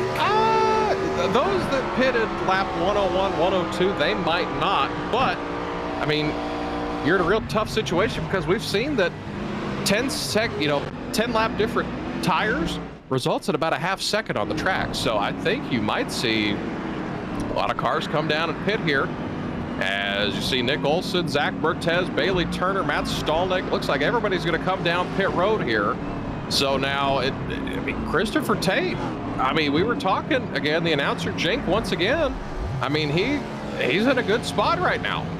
He's in a great spot. Nick Olson's in a great spot. And then, a couple names like Zach Bertez that we haven't talked about all night long.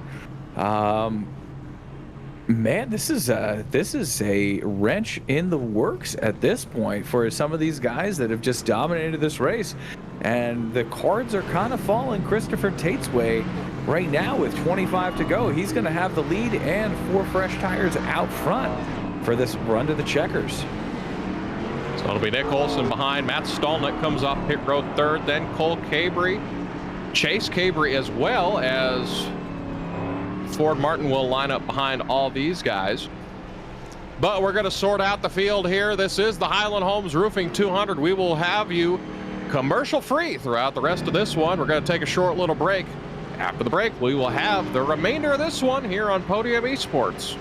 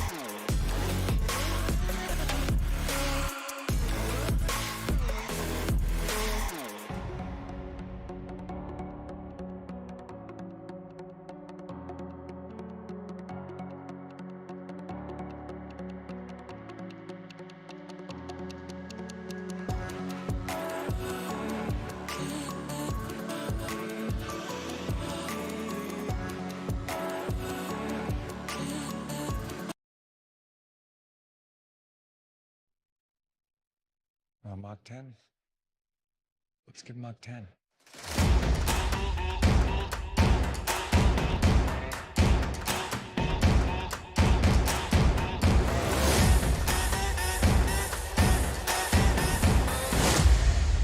You're cleared for takeoff.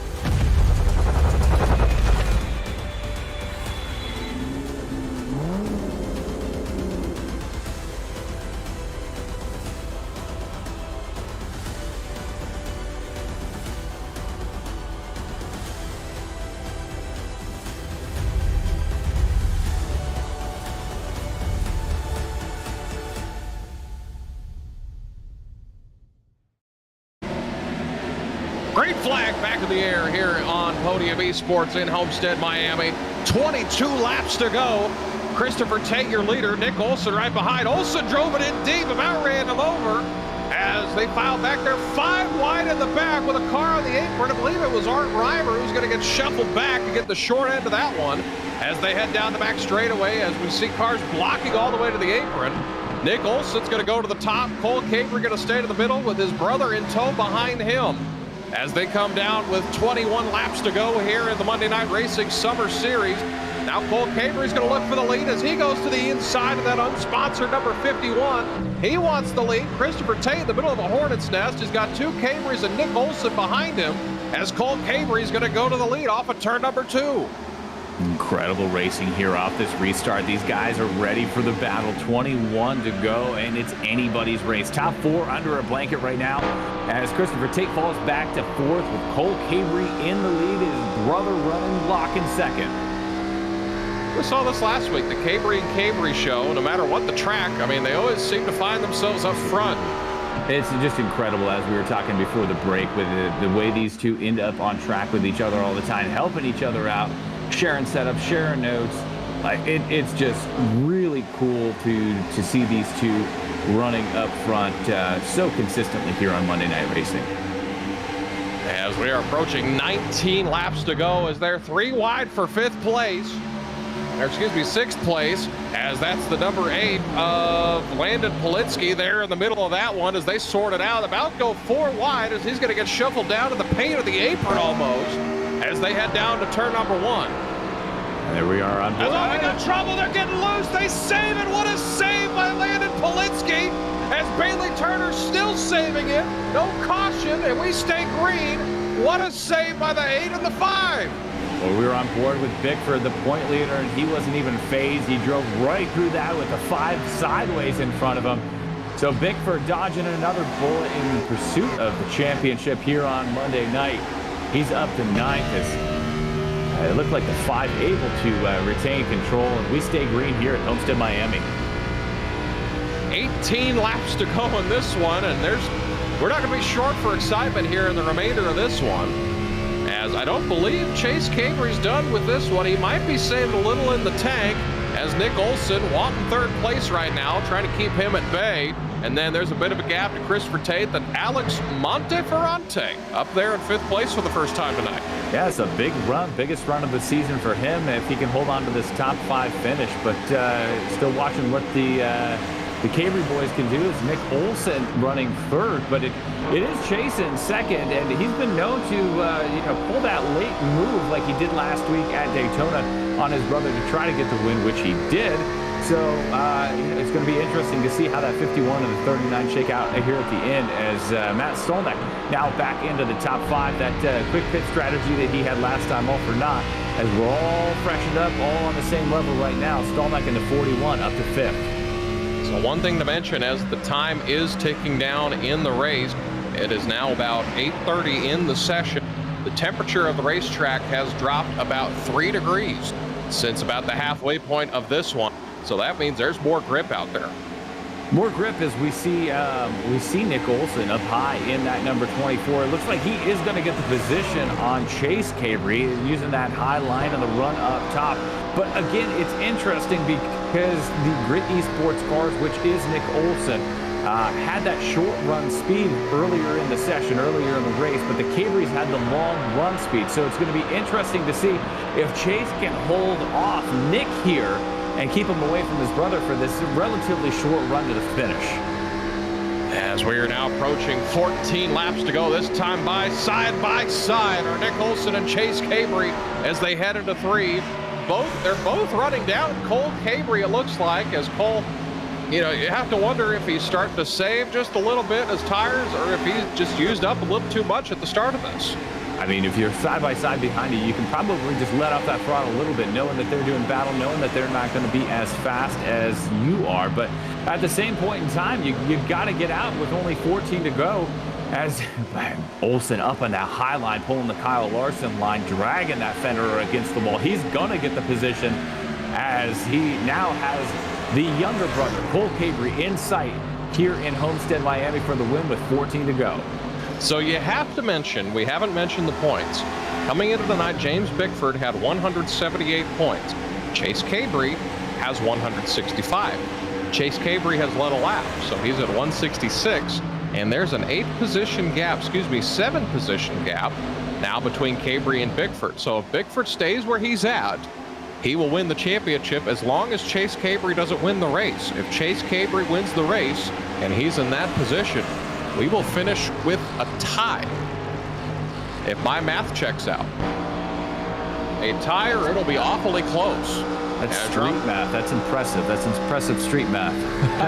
I wouldn't put my money on the spot math, but that is exceptionally exciting. Well, the little bit of math I'm doing on my phone right now, that's what tell me if James Bickford stays in 9th position and Chase Cabre wins, I believe we would have a tie. So that's why I think you're going to start to see Chase Cabre start to turn it up here in the next couple laps. He's running out of time, but there is a 12 position difference essentially since Chase Cabre has led a lap. So if James Bickford can stay within 12 positions of Chase Cabre, he will win the championship. And right now as it stands, he would win by about 8 points. Boy, and Bickford in the hornet's nest right now. You've got 4 cars with under a blanket as they dodge around, or one car. What was that, Polinsky right there? It looked like Polinsky got just a little bit sideways coming off that corner. It might have just been a trick of the camera though, but he's in the hornet's nest is James Bickford. He needs the position, so he can't just back out of there and play it smart, as it looks like Chase Cabre battling back to try to get that 2nd position. He's got a fender out on Nick Olson right now, so he is in 2nd spot right now and gaining on his little brother in 1st. It's getting really interesting here as we're now approaching 9 laps to go here in the Monday Night Racing Summer Series, the Gen 4 Series to be exact, the Highland Homes Roofing 200. As Chase Cabre will have to see now that Nick Olson is not impeding his path. This will get really interesting because that last time Chase Cabre was a 10th faster than his brother. 9 laps to go, that's all that he would need, and we know that Chase is the older brother, and as the oldest brother, I am fully aware that it takes just a little bit of savvy to make it through life, so we're sure that Chase has got that under his belt, under his helmet right now. He knows what he's doing. He may have taught, Cole may know everything that he knows because of Chase, but Chase probably has not taught everything to Cole. I have bungled that up badly, but all I'm saying is that 39 car's got some tricks up his sleeve, and he is gunning for his little brother in the lead right now. You know, I almost have to compare it to, the closest thing we have is Kurt and Kyle Busch. You know, you'd have to say Cole Cabre, the very early years that they were in. Cole Cabre's got a lot of talent. He's the younger of the 2 brothers, but Chase is the more savvy veteran of the 2. He's done real life racing along with Cole, but Chase has done more. So Chase is kind of the Kurt Busch in this sense. As we come down now to 7 to go. As that time by, Chase Cabre was a 10th of a second slower than Cole Cabre. So I don't know if that was just a bad exit off the 4th. The lights have kicked on here in Homestead, Miami, finally, with 7 laps to go. It looks like things are kind of settling out around James Bickford back in 8th as well. Just looking at the timing and scoring right now, it looks like he's got 3/10 on the guy in front of him, 3/10 on the guy behind him. So it's not that hornet's nest that we just watched him in. As we watched the 29 coming up on the O2 of Zach Mertes. That's Monteferrante behind him as well. So he's in his rhythm right now. It is James Bickford, and just looking for 1 extra point at this point just to pad that lead that he had. It was 13 points coming into the night, and it is right on the line at this point on whether that 29 car with 2 wins on the season will walk out of here with the Gen 4 season championship. Cole Cabre continues to lead over his brother there. It looks like Chase narrowing that gap just a little bit, cut it down to 3/10 going down the back straight, but back up to 4/10 now as they come back to the line. 5 laps to go here in Homestead, Miami. They both ran pretty close to the same time. Chase was about 0.05 of a second faster, but that won't be enough over the next 5 laps to make up that gap. You'd have to imagine once he gets to about 2/10, he would be in striking distance. Not that I think he would move his brother out of the way for the win to possibly make something happen, as we're going to come to 4 laps to go this time by.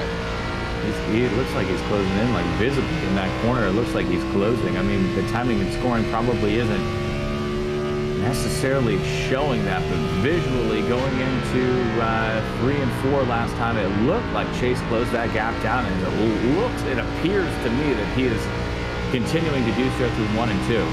Hugging that white line. Last time by, Cole Caber ran a 34.563. Chase ran a 34.456. So they head down to turn number 3, 3 laps to go. Chase Caber will be knocking on the door.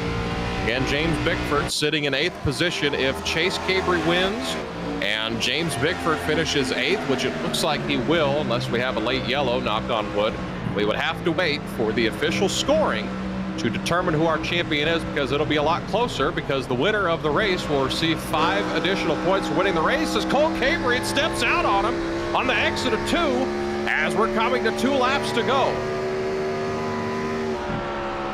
At this point, I am just a fan watching these two guys battle it out for the win. It's brother versus brother, Chevy versus Ford.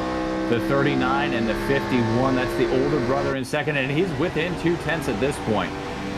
He gaps it back up to 3/10 at the line, but we are right there. The fast black race cars out front from the Cabre boys, as boy, that gap keeps getting narrower and narrower between first and second. Here we go.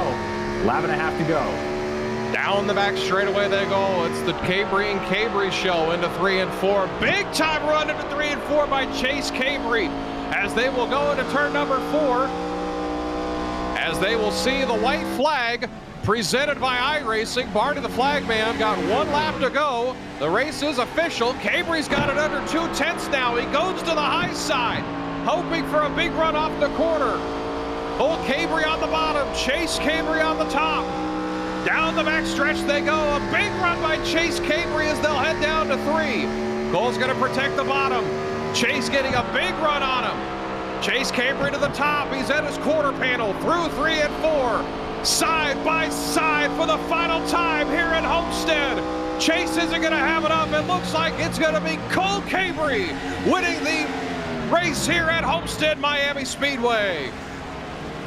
Man, that's cool, right? Like brother versus brother there at the end, but talk about the integrity of the sport as well and how much it means to win. Like we had talked about how close the points would be if Chase was able to pull that off. Cole had to have known that, but you know, it's the right thing to do to race him to the line, race him hard to the line, race him fair to the line. There's no spin gate going on tonight as Cole Cabre able to pull off the win over his brother. It's the Cabre and Cabre show once again, 1-2 here from Homestead Miami Speedway. Great win number 51. It's just inverted from last week. Last week it was Chase Cabre with the win. This week it's Cole, and oh my goodness, they've some brotherly love down there on the front stretch. As again, I believe, if my math is correct, James Bickford is your Gen 4 champion here on Monday Night Racing. So let's take a look at the finishing order of the Highland Homes Roofing 200 here from Homestead Miami Speedway. Finishing first, Cole Cabre. His brother Chase Cabre behind him. 3rd place, heck of a run for Christopher Tate. Matt Stallneck comes in 4th. Nick Olson 5th. Landon Polinsky. Some names we haven't seen just a whole lot here. Finishing 6th place, 7th place, Zach Mertez. 8th place, James Bickford, who unofficially, we have him as our Generation 4 champion. Alex Monteferrante 9th, and your top 10 is rounded out by Joshua Slate. Darren? Yeah, then we've got Bailey Turner in the 5, couple incidences tonight, but he comes home 11th. Art Reimer rounds out the season in the 12th position. Ford Martin with the broadcaster jinx. Of course, he's going to come home lucky 13. Adam Boyles, up and down night for him in the 22 car, will come home 14th. Corey Doozer in the 14 will come home 15th. Brett Baldock, nice quiet run for him to just quietly finish 16th. Joseph Gregory in the 20, and rounding out the lead lap finishers is Francis Pelletier in the 19. Brandon Houth, a great run all night long. He's the only car 1 lap down, probably had the fastest Dodge in Florida, but he will only end up 19th. And Steve Affont finished every lap this season except for 2 here tonight, rounding out the top 20 in the number 54 car. Marco Billis finishing 21st, 2 laps down, and then this is where you see the cars that were collected in the multiple big ones that we had tonight. Michael Fisher finishing 22nd, Brandon Brown 23rd, Nick Del Campo 24th. He was having such a great run early on, running inside the top 3. Ray Richard had a lot of incidents early on. He finishes 25th, 42 laps down. Mario Miranda, he got flipped over, finishes 26th. Gary Sexton 27th, and Corey Heim was not able to even start the event this evening.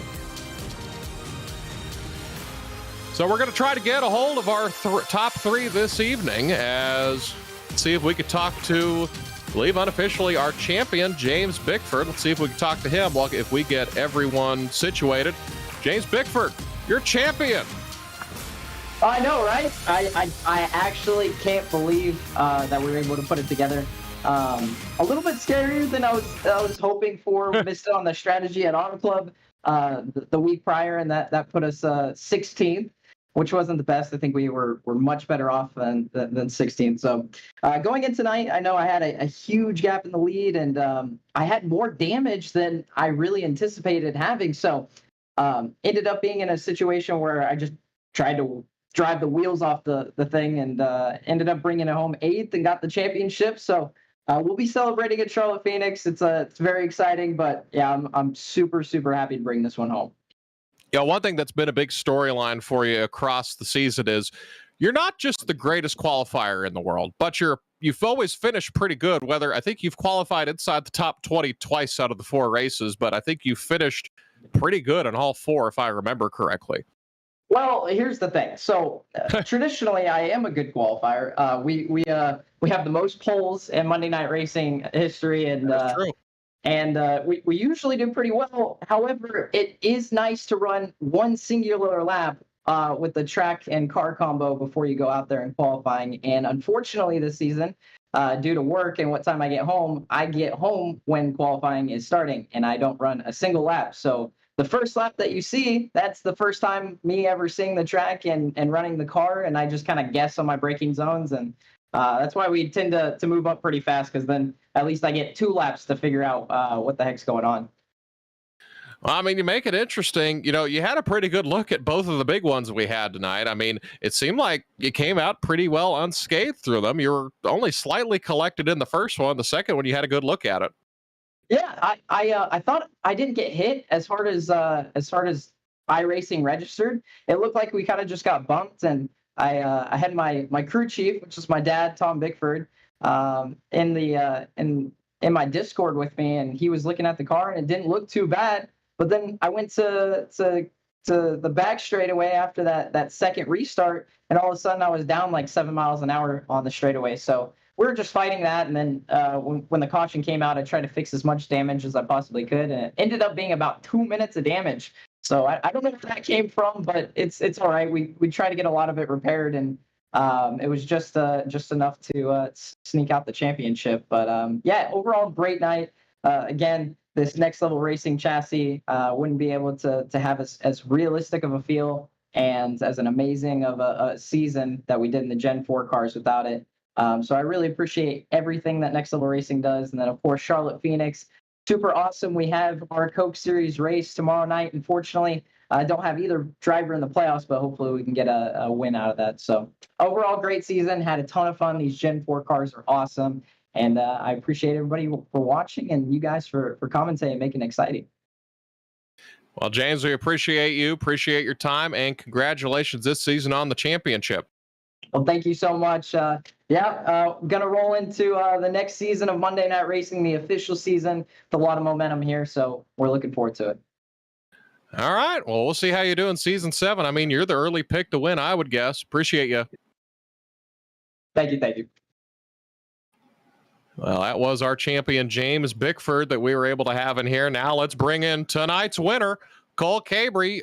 You came on the short end of the stick of the Cabry family last week, but this week you got the better end of Big Brother. Yeah, it feels good after last week. Finally getting on the top. So it was a real interesting race. You had a lot of attrition. You had 2 big ones. I mean, did you have a good look at either one of them? I think the second one happened right behind me, or maybe it was right beside me. I can't remember. I know it was right off the restart. I was just lucky to get by it, and then the second one, I heard it. I didn't see it. I mean, that's all it was. I mean, we had a lot of names that we normally wouldn't see up there in the top 10, but it seemed like the recipe for success tonight was to not get involved in either of the big ones that happened tonight. So after last week, you had to imagine that the whole race, I was saying it the last 8 or 10 laps. I'm like, Chase is going to work with Cole to make sure this is a 1-2 finish. But I don't think it's going to be that 1-2. Now, tonight was a whole lot different. Yeah, for sure. No, we had a strategy. I mean, we were top 5 right there on the restart, and we knew the 42 was on old tires, so he was going to be a little slower. So it's just try to get past him before Nick got past him, and it's exactly what I was able to do. And then Chase followed through and was able to make Leighton use his tires up by not Leighton, Nick trying to find his try to find a way around Chase, and he finally got around it. But once he did, his tires were so burnt up that he couldn't get too close to me. And then actually Chase surprised me right at the end. I was getting nervous. Well, man, we saw the laps clicking down and you were pulling away, but then that number 39 machine was just getting bigger and bigger in your mirror. Was there any doubt in your mind that you were going to win this one?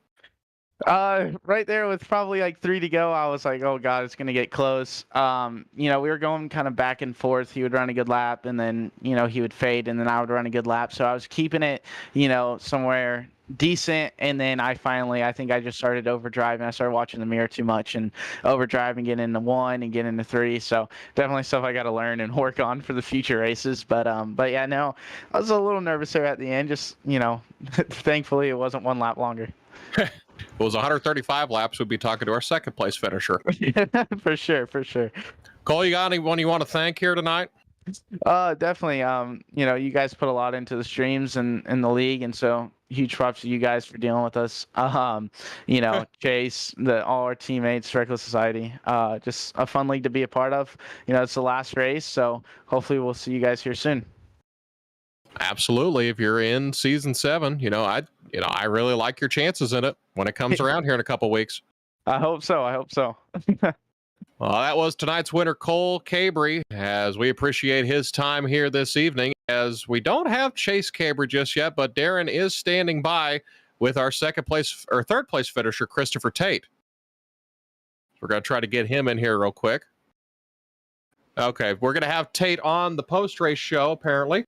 So I believe that's going to do it, unless Chase hops in here pretty quickly, and it doesn't look like we will.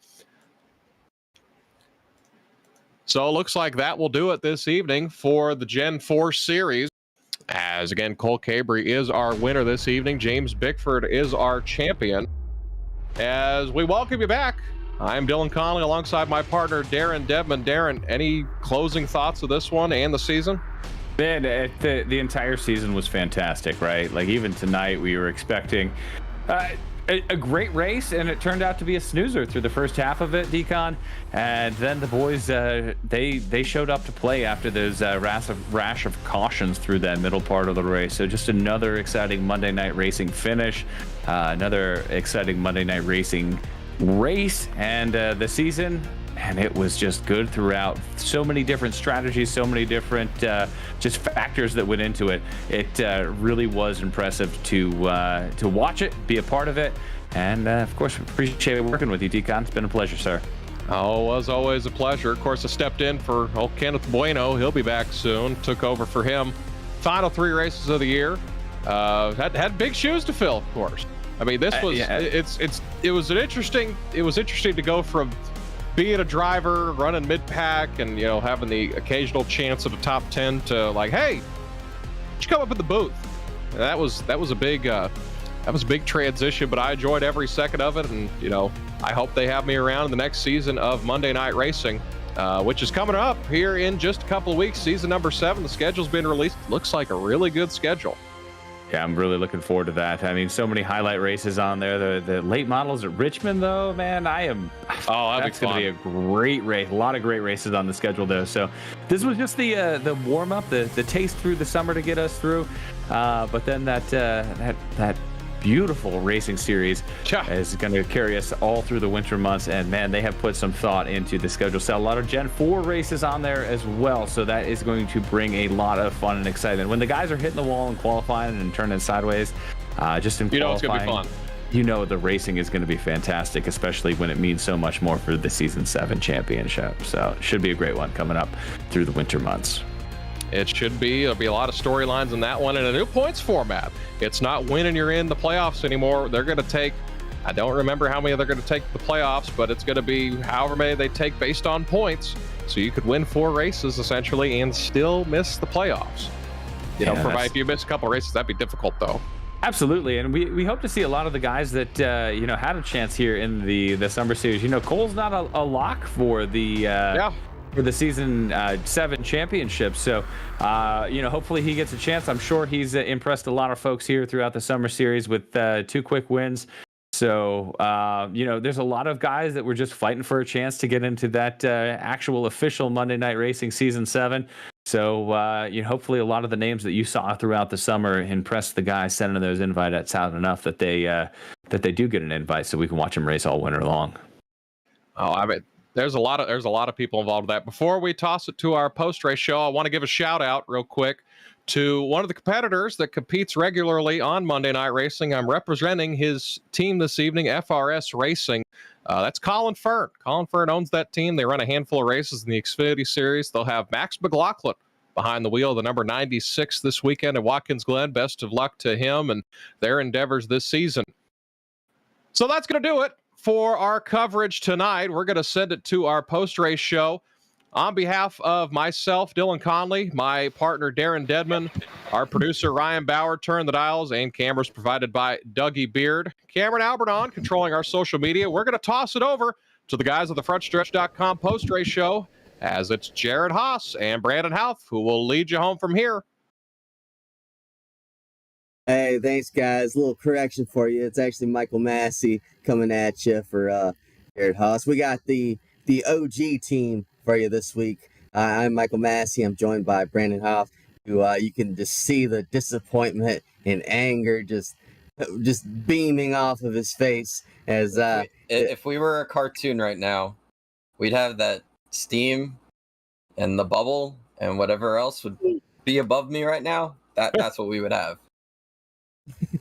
Yeah, I completely understand. Of course, we started from the pole. We'll get into your race a little bit later, but first, let's bring on our first guest, the guy who the visionary of Monday Night Racing, who was actually a little bit of a highlight reel himself. I believe we have Ford Martin here to join us. Ford, how you doing tonight? Good, guys. How we doing? Pretty good. Now, I noticed I watched you weave your way through one wreck, and then they talked to you in the broadcast, and then it was like the commentator's curse, right? It was just as soon as they talked to you, they just piled up right in front of you or something. Yeah, I'm about to give Decon a nice little message and say thanks a lot for ruining my race. So, asshole. So,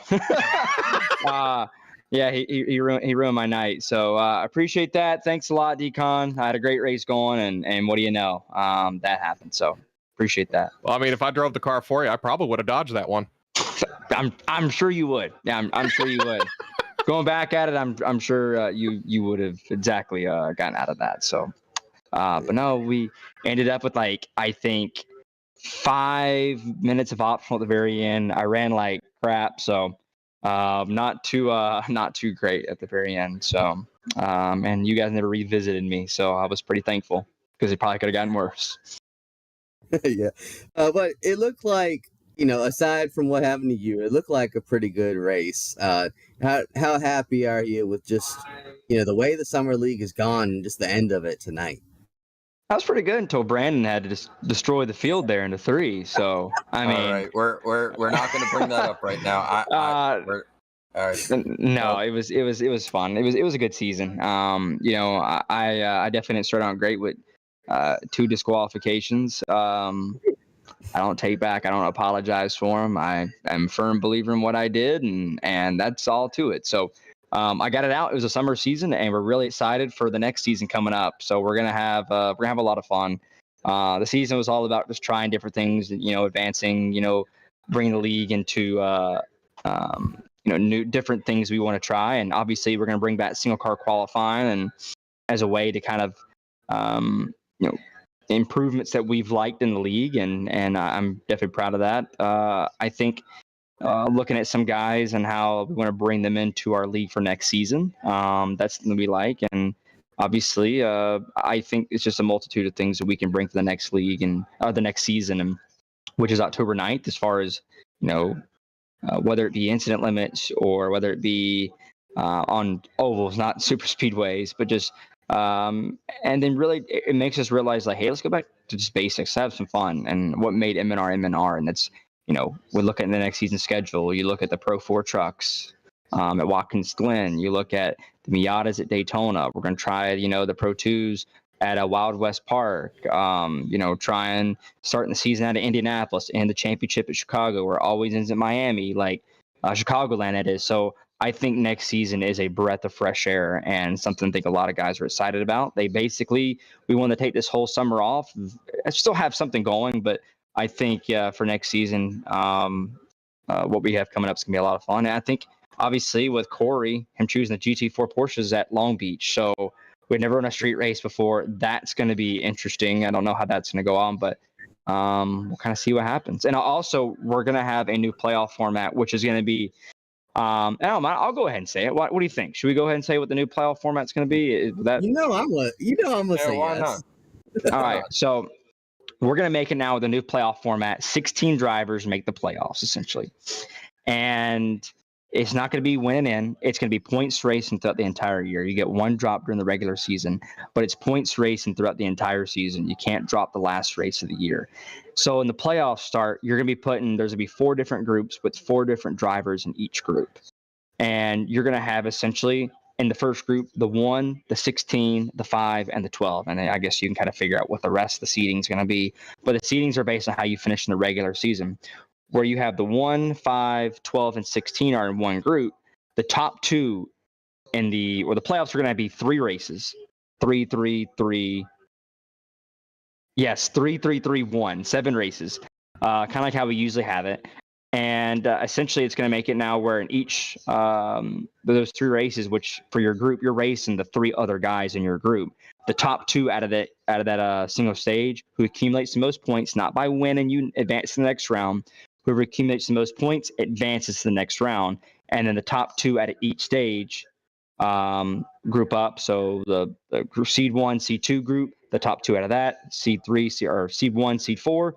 They're in that group. C2, C3, they're another group. Top 2 of that go to the championship 4, and the winner, the highest finishing of that, is the champion. So it makes it where it's points racing all year long. We're going to put out a graphic that's going to make this much more simpler than what I just described. I was going to say. But yeah, it's basically it's seeding. You race against people. It's a race within a race. You're racing other guys in your grouping, and you guys got to finish in the top 2 out of each group. And those 3 races to advance to the championship race. So it's going to be exciting and something we're looking forward to.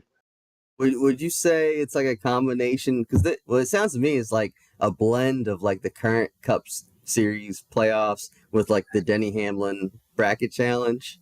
Essentially, yes.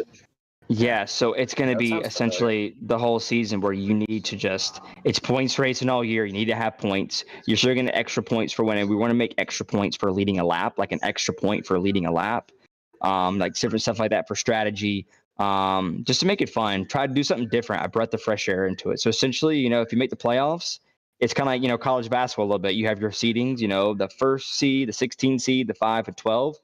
And I mean, you expect the 1 and the 5 seed to advance, or could we have an upset and have the 1 and the 16 advance? Could be the 5 and 12 advance, So it's a race within a race. It makes it super exciting, and we're going to, describe that and put that out in a graphic for everyone to really understand. More simple than what I described, but it's going to be a lot of fun. 16 guys make the playoffs, and then when the races are happening, when you see the playoffs start, it's going to have like a 16 next to your name, or like a 5, or like a 2, or a 7 will be next to your name on the broadcast, and let you know you're a playoff guy and you're the 8th seed, and it'd be something to be a lot of fun. It's like March Madness, except it's in December or January. Exactly. It's a little, the frozen madness, I guess you can call it. We got the Frozen Four. Might as well be. We got to come up with something for the winter, right? That's exactly right. Yep. I like it. It sounds fun. That schedule looks awesome. Can't wait to, October can't get here soon enough now. So, Ford, thanks so much for joining us and for providing us with some awesome highlights, not just tonight, but all season with some interesting, the horrible luck that you've had on this summer season. And, good luck to you in the planning for the next season. Yeah, thanks, guys. I appreciate it. Obviously, Ryan Bauer, Cameron, Brandon, you, Michael, you guys have done a great job all season long. Looking forward to having you guys back, especially Michael. Brandon, I don't know. We're going to talk about that turn 3 deal if we're going to allow you back the next season or not. But no, we're looking forward to kind of having you guys back. We hope that you come run with us next season. And I know a lot of guys are looking forward to it. Ryan Vargas posted some stuff on Twitter today. They're excited about coming back. A lot of our old familiar faces. SVG had a conversation this past week. He wants to come back and run this fall. So we got a lot of exciting guys coming back, and we're looking forward to it. That's the big news. He's not going full-time cup racing. He's going full-time M&R racing. Winter M&R. That's right. That's right. But, that's exactly right. Thanks so much for joining us, Ford. And thanks, Ford. Happy off season. Yeah, thanks, guys. Appreciate it. Ford Martin, the man himself. Yeah, well, we learned a lot there. Yeah. I think I'm more confused than ever about the playoffs. I mean, I kind of get it, but, it's like I'd like to see it in writing before I'm like, I get it. It makes more sense to see it like writing. I get it. It's like bracketology, you get 1 versus 16. It's like, whoever finishes highest. I get it. I mean, but, as the rounds go on, obviously it's the points too, because the points are going to add up for 3 races per round. I don't know. I'm looking forward to the graphic whenever it comes out, whether it's next month or whenever that is. I like something where consistency pays. It's not all about winning. It's consistency should be important too in a championship. Yeah, definitely. It sounds like we got another guest ready to go. A guy who was up there leading for a bit, thought he might steal a win there, and then a caution flag kind of messed things up for him, I think. But Christopher Tate joins the program. You still had a podium finish, right? 3rd or 4th? Yeah, I managed to get around Nick there with about 5-6 laps to go and end up getting a podium. So I was pretty happy with that. It's nice that I finally finished a race. Haven't finished one yet until today. I guess Daytona I finished, but wrecked up the line. But all in all, it was fun. I enjoyed it. Just nice kind of being competitive and finally showing what I can do. I mean, we were top 3 there for a while. I mean, we had the field covered. I know my mindset. I know Nick's mindset there. What was yours going into the first 30 laps there when we got 3 seconds on everybody? And then I guess the world kind of just fell apart for all of us in a way. Yeah, I felt pretty good about it. And then y'all started leaving me. And I was like, what the heck can I do? And I saw, I think it was, I forgot who it was behind me, but I knew the Cavers were coming. And I was like, man, I don't know what I can do. I was just trying to hold on until the pit cycle. And luckily I did. I stayed out like an extra 2 or 3 laps. Fell back to 15th. And started working my way back up. And caution fell. And then kind of all hell broke loose. But luckily made it through the wrecks. Yeah, you could say that. Most part was involved in your turn 3 mishap. No, why do we got to keep bringing that up, man? I mean, everybody. I mean, we're going to talk about that later, but we'll talk about that after. We're going to talk about it. Yeah, but what was your strategy there at the end? Because it looked like it was hard to see because all the mist, the humidity, fog, whatever it was in the air. But it looked like you were running it long at the end. Were you trying to catch a caution? Were you going to try to go the rest of the way? What was your strategy there? Yeah, so that last pit cycle, I had, I think, 10 laps left of fuel. Being involved in the wrecks gave me the opportunity to go and kind of top off on fuel. And I was just hoping I'd catch one because I knew if I didn't, I was already going to finish 18th, 20th. And luckily, I think it was the 14 spun out and turned 3 and Brandon heard me. I was cheering for it, and he was hoping for a caution at the same time. And I was screaming for a caution for 50 laps. it kind of worked out. Ended up coming off pit road with, I think it was 20 to go in first. And on that last run, I was trying to save tires because I thought it'd matter. But the cavers were hooked up. Nick was hooked up. He was sitting there going after them. And yeah, they just left me. I was just trying to get back up there, and luckily I ended up getting back to third. Yeah, well, it's still a good thing. I mean, the Cabries were incredible this year. Just so to, finish in the same picture as them, I feel like is a pretty good night. That's a win. Yeah, that's a win for sure. But so you were new to M&R this year. What got you into it, and what was your impressions of this little summer season we did? Well, so back whenever Road to Glory was a thing, I did that. But the downside of that, I raced the whole season on a controller. So I remember that. Really? yeah. Oh yeah, Chris has a whole story about that. I ended up doing the Mazdas at Daytona. I finished like third or fourth with a controller, so I was like pretty hyped about that. And then I couldn't get in the main series yet, so I was just kind of been waiting for another opportunity. And summer series is that, so hopefully I showed what I can do. Hopefully I'll have a spot in the next season coming up. But if I don't, I understand there's plenty of big names, so we'll just kind of have to see what happens. Well, hey, I think you certainly helped your case tonight. A run like that. I mean, you beat a lot of pretty good guys, so you can hang your hat on that, I guess.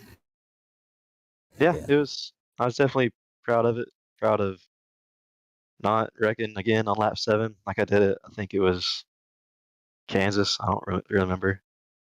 So I was glad to finally finish and show that I can actually drive. So it's pretty good. No, don't doubt yourself there. I don't like hearing self-doubt. I'm just speaking You're facts. saying proving you can actually drive. I mean, come on. You're top 5 there. I mean, once you got up there, you stayed there. Other than that first run, you were there the whole race pretty much. Yeah, it worked out. I mean, I had the speed. I didn't have winning speed, I would say. I mean, at the same time, it's just with this car, it's just so much saving your tires and catching lucky breaks, and luckily both worked out, and I just managed to be there at the end. Did you get any damage when Brandon here and Michael Fisher had a little incident? Did you get caught up in that at all? What was your view out the windshield? A lot of fog and then a lot of smoke, and then I seen Brandon's car sideways, and then I got turned around and was just praying I didn't get hit. I got hit in the left front a little bit, but I ended up coming away with like 20 seconds. So that worked out. I came back out of the pits. I think I was in 17th or so, and just kind of rode there until the whole pit cycle started working out. Well, then we had that restart wreck. That almost didn't bring out a caution. Well, that's what ruined my race. I mean, that's what absolutely killed it. But that's whatever. What happened? It's like, was that the one Brandon Brown got jacked up or something? I don't know. I was 18th. I was right behind Chris. I hit the brake. Next thing I know, there's a car spinning in front of me, and I get full throttled twice in the back, and I have 5 minutes of damage. Or no, maybe it was 3. No, I don't know what it was. It was enough damage to kill my night. But yeah, with me, I just saw cars going left, right, up, sideways. I just had to try and make it through it. But still, you came away with a good result. At least didn't have 5 minutes of repair like some people, and we just ran a good race. So good showing by you, and thanks for stopping by and making your debut on the Front Stretch post race show. Hopefully, there's many more to come. Yes, sir. Hope so. Appreciate y'all having me on here. Thanks, Chris. Yeah, that's your third place finisher, Christopher Tate.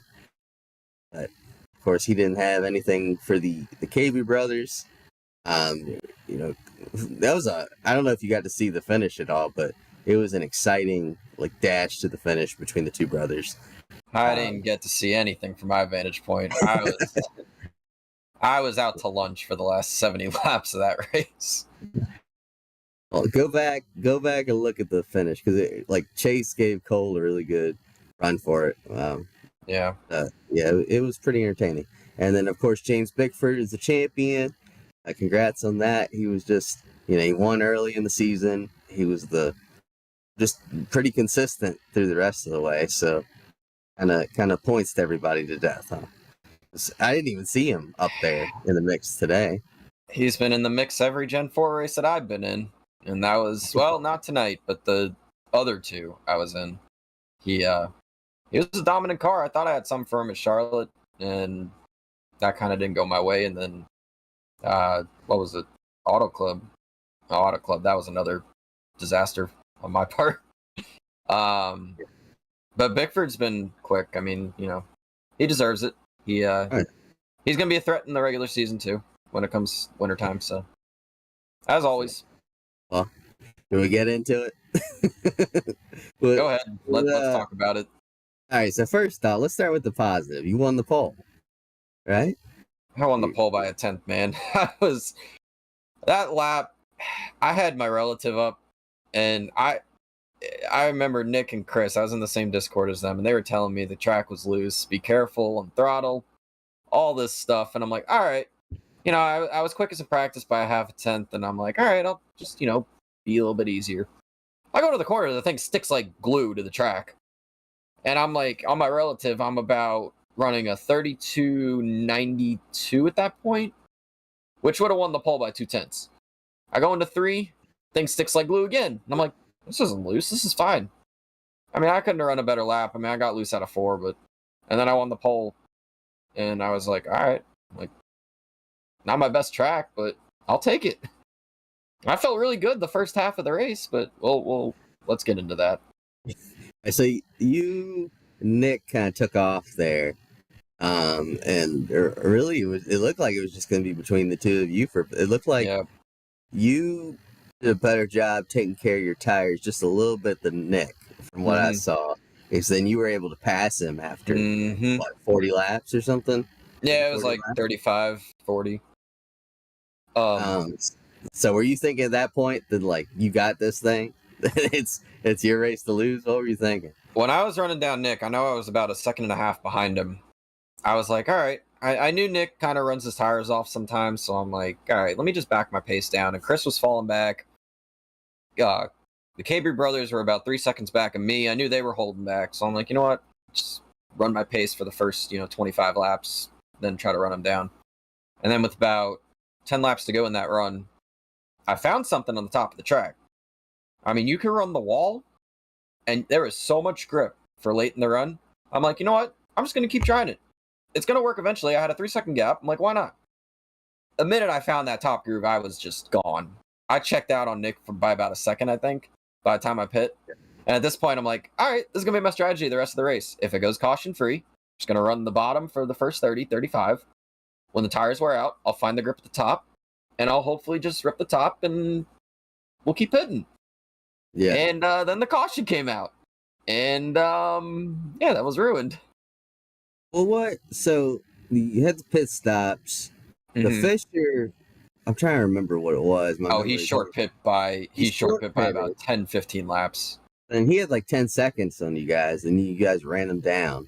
Yep. And then what happened? You're obviously communicating with Nick the whole time. I mean, Nick. It looked like Nick pinched him down a little bit. All right. So let me go through this.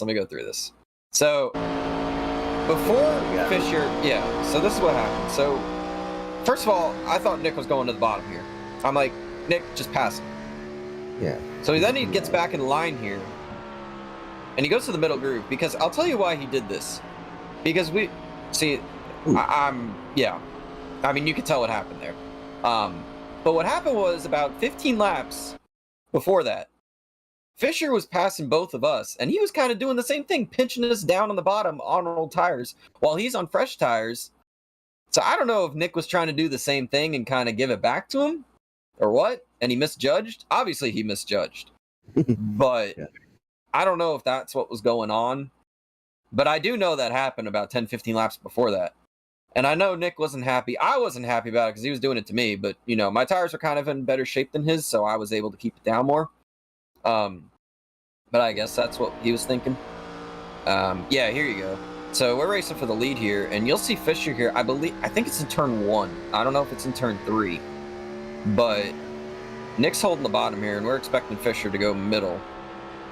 So yeah, you can see he's pinching. He's got his left sides all the way out. And look at us. Yeah.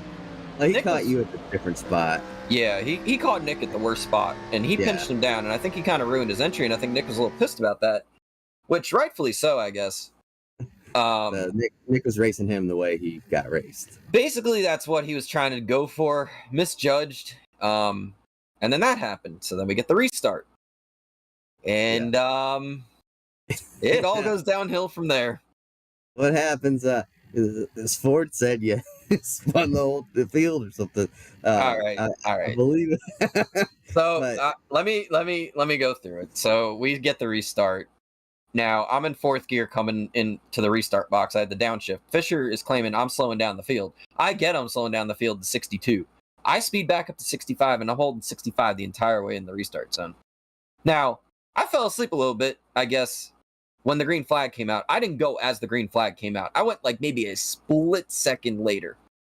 But at the time, I didn't know. So I'm claiming Fisher jumped the start because he clearly went before me. But looking back at the replay, he didn't. That much I'll give to him. What I won't give to him is going into 3, or going down the backstretch. He's running the wall. I forgot who's on my outside. He's running the wall, and then he moves down the track a little bit. So I'm on the low side here.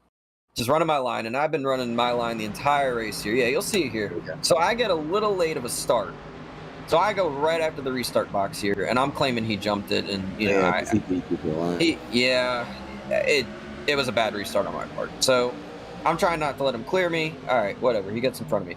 So then here is when I'm thinking, all right, he might just slide up. I'll have the bottom lane because I ran the groove no different than I did the entire race. So here, if you can see through all the fog. So then right here, he's moving down the track slowly, and he just stops in front of me. I have no time to react. I am on the brakes, literally, as he's coming down. Like, right here. He just stops in front of you. Yeah, he just literally stops in front of me. I have no time to react. Now that, I came on the mic. I was on the mic as that was happening, and the minute that happened, I said, damn it, I'm sorry. I didn't mean to do that. I claimed it right away. I said that was my fault 100%. Did I feel bad it took out however many cars? Yeah, of course I did. But I got Michael Fisher coming on the mic saying, that was intentional. You guys suck. All you do is wreck people. I said, dude, I claimed the wreck. I said I'm sorry. And not knowing at the time really what happened, I was just like, you know, I'll claim the wreck. It's all my fault. I'm not going to be the one to sit here and be like, no, it's your fault. I wanted to look at a replay first. So we get the next caution in the restart wreck, and I had to pit for damage. So I'm like, screw it. Let me go to the replay and see what happened. I go to the replay, and I see he just stops in front of me. And I have no time to react to that, because the way I was running that corner, as I said, was the same way I was running the corner when I had nobody in front of me the entire race. And that's what I'm thinking.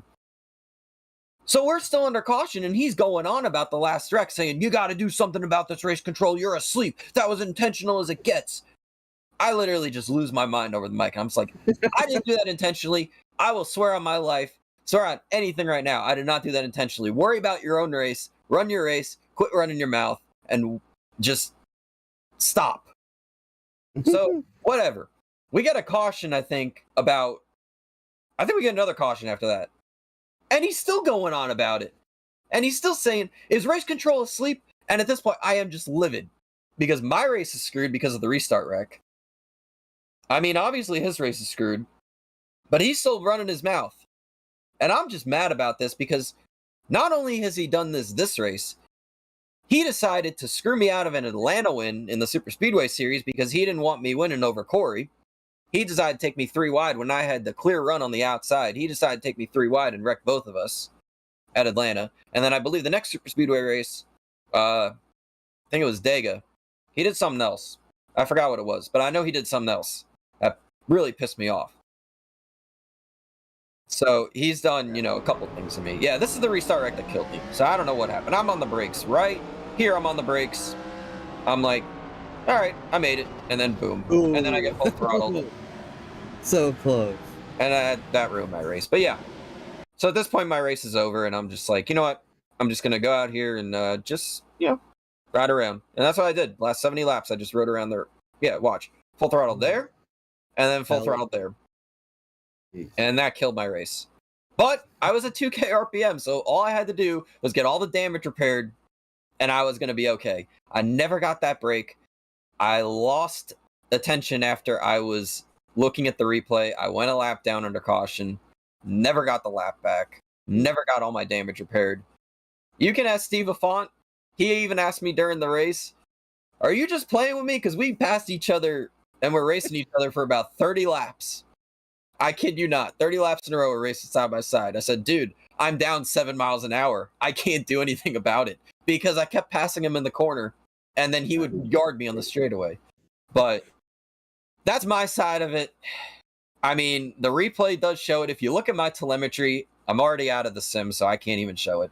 But I'm on the brakes, and so that's what happened. I finished 19th. I'm kind of glad the summer series is over. I've had a really bad Gen 4 summer series overall, other than Charlotte. So if I'm hoping to get an invite because I do enjoy it when none of that happens, and when I'm not being told off in the chat, when I'm claiming something to be my fault. So, we'll see. I'm gonna forget about it. We're gonna move on, and we're gonna hope the winner goes better. Well, and I'll say we do have journalistic integrity here at Front Stretch. I did invite, extend the invite to. Yeah, I know that. But he politely declined.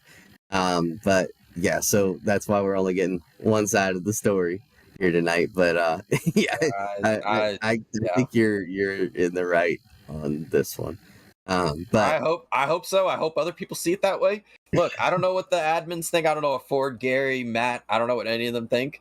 I guess I'll find out soon enough.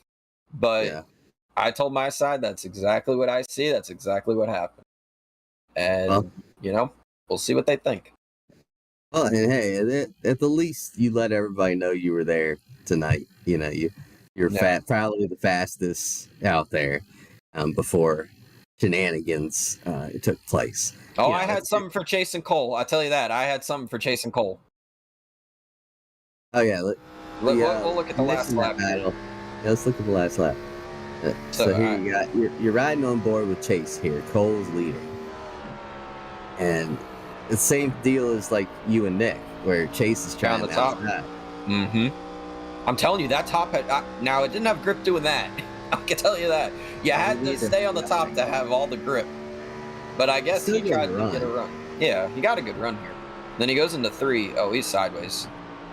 Oh, I can tell that car is loose. Okay. Yeah. He's getting... I think this is coming to the line. Yeah. Yeah, this is coming to the finish line. And it just ran out of laps, really. That was a good finish. I mean, if they were both fast all season, so good for them. Yeah, for sure. It's just crazy that they always run. It's like the RFK cars in Cup, where when they're both right there together, they're both equally as fast, and it's just crazy to see that with two brothers like that. But or one case, one wins 2 in a row, and then the other one just keeps finishing the top 5 and can't break through yet. That happens too. Obviously, Chase has broken through in the regular season. And Cole now broke through in the summer season, so we'll see. I don't know if Cole's coming back. I don't know if he's getting an invite. I don't know who's getting an invite. I have no insider information, by the way. So I'm gonna be as shocked and surprised or whatever when we get the list of invites. So we'll see what happens. All right, we got a couple names. Ford gave us a couple names that he did. Inviting. He did. We'll get the complete list soon. Yeah, but it'll be here before you know it. It'll be here in just 2 months. The next season. Less than that. Yeah. So Let's take one last look at the schedule before we wrap up here. It was announced today, and I guess just looking at it, what sticks out to you? Are there any combinations that you're like, man, that's gonna be me, or it's just gonna be really fun? You know, I keep saying it, and it's just the way I guess my driving style is. All those Gen 4 races. Now, this is if I'm in the league. All those Gen 4 races just stand out, just because I love the Gen 4. I love driving it. When we get good people around you, the races are excellent. Like, you have to drive the car. It's not one of those cars on iRacing that is stuck to the track like the truck or the cup car. You have to drive the car, and it's out of control. So any of those Gen 4 races there, whether it's Charlotte, Legacy Atlanta is going to be fun. I've done so many of those races. That's going to be fun. Legacy Kentucky, that's going to be fun. Auto Club, Chicago, all these worn out tracks. It's going to be a blast. If you want a wild card, I can tell you a wild card right now is going to be that Pro 4 race at Wild West. I've never even heard of that place. I've never done a race on off-road like that. That is going to be one of the wackiest Monday night racing races. Maybe one of the wackiest sim races ever.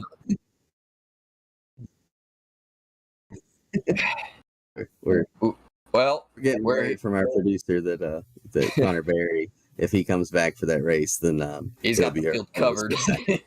It's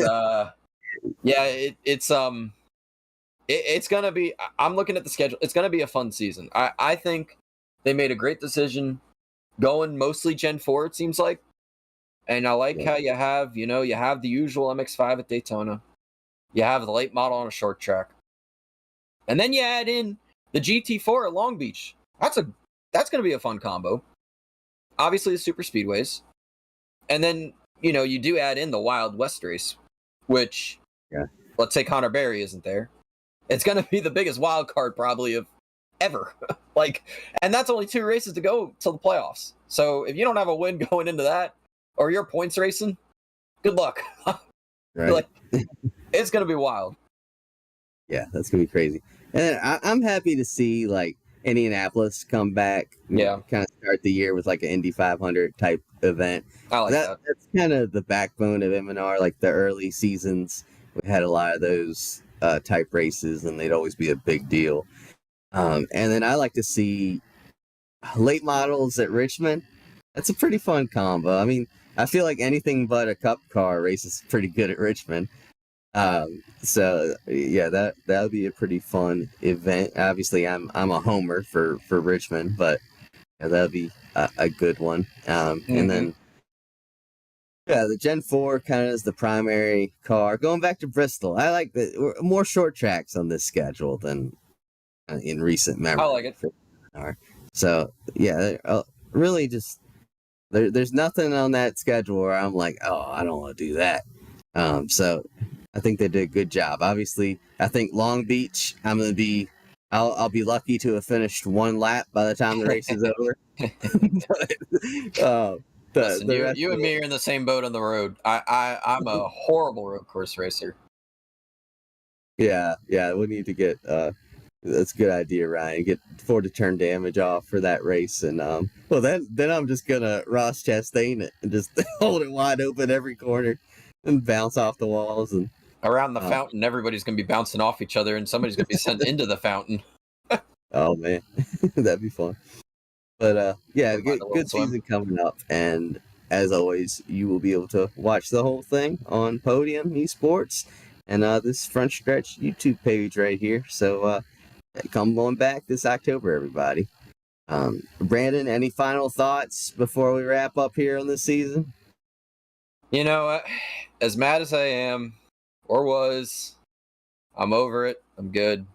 I do have to thank Ford and Matt, both, and everybody in M&R just for, giving us something to do over the summer.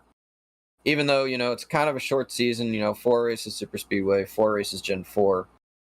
It's still, it's still fun and still fills the void.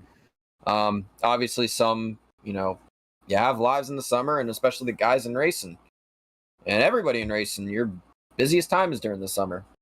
I'm glad they put it on. It was a fun series. And I know the regular season, and I know they tested out a lot during the summer that they're going to implement in the regular season. So I like that a lot, that they use this as their kind of experimental series, but also to make it fun for everybody. So, and Ford said it. From where we started at Daytona with all the DQs and couldn't make a lap and 10 cars finishing or whatever, came a long way until now. So it'll be good come October. So everybody needs to come back. Hopefully for the viewers, it was much more enjoyable for the last race than it was for the first race. Because as long as it was, that's the goal. To make it more enjoyable every week for everybody. And Getting better. There you go. The stock is up, as they say. Yeah. But yeah, it was fun to have you racing in there this season. That way we could get in here and break down your race up at the front, because I could only ever give the perspective of 25th. That'll change next season. I have a feeling. Yeah. And especially because I wasn't able to race a whole lot this season. Yeah, so it happens. It's good to have you in there. But this fall I got my sights set on top 25 points, hopefully. Hey man, 16 people make the playoffs. You got a shot. Come on, we all got a shot. There we go. Just need some people to miss some weeks. Get sick some weeks. Yeah, right. But it was a fun season though, and I definitely down for M&R did another summer season next year. It's kind of a do the points thing in the fall when or winter when NASCAR's not going on. Do a thing like this where it really wasn't that much about points. It was more about just actual events. Just you could kind of pick and choose what you wanted to run, and just go all out for race wins. So that was pretty fun. But that'll do it all for us. That's Brandon Hoff there, the driver of the number 9 crinkled up grit. Chevrolet. It was more crinkled up than you'll see it in the regular season if I'm in there. It was crinkled up more weeks than not. Let's just say that. Yeah. And then I'm Michael Massey, driver of the number 27 Front Stretch Chevrolet. We'll catch you next season. Thanks so much to Podium, everyone there. Ryan Bauer, our producer, he's the man, coming in clutch with all these replays. Thank you to everybody, and good night. Good night.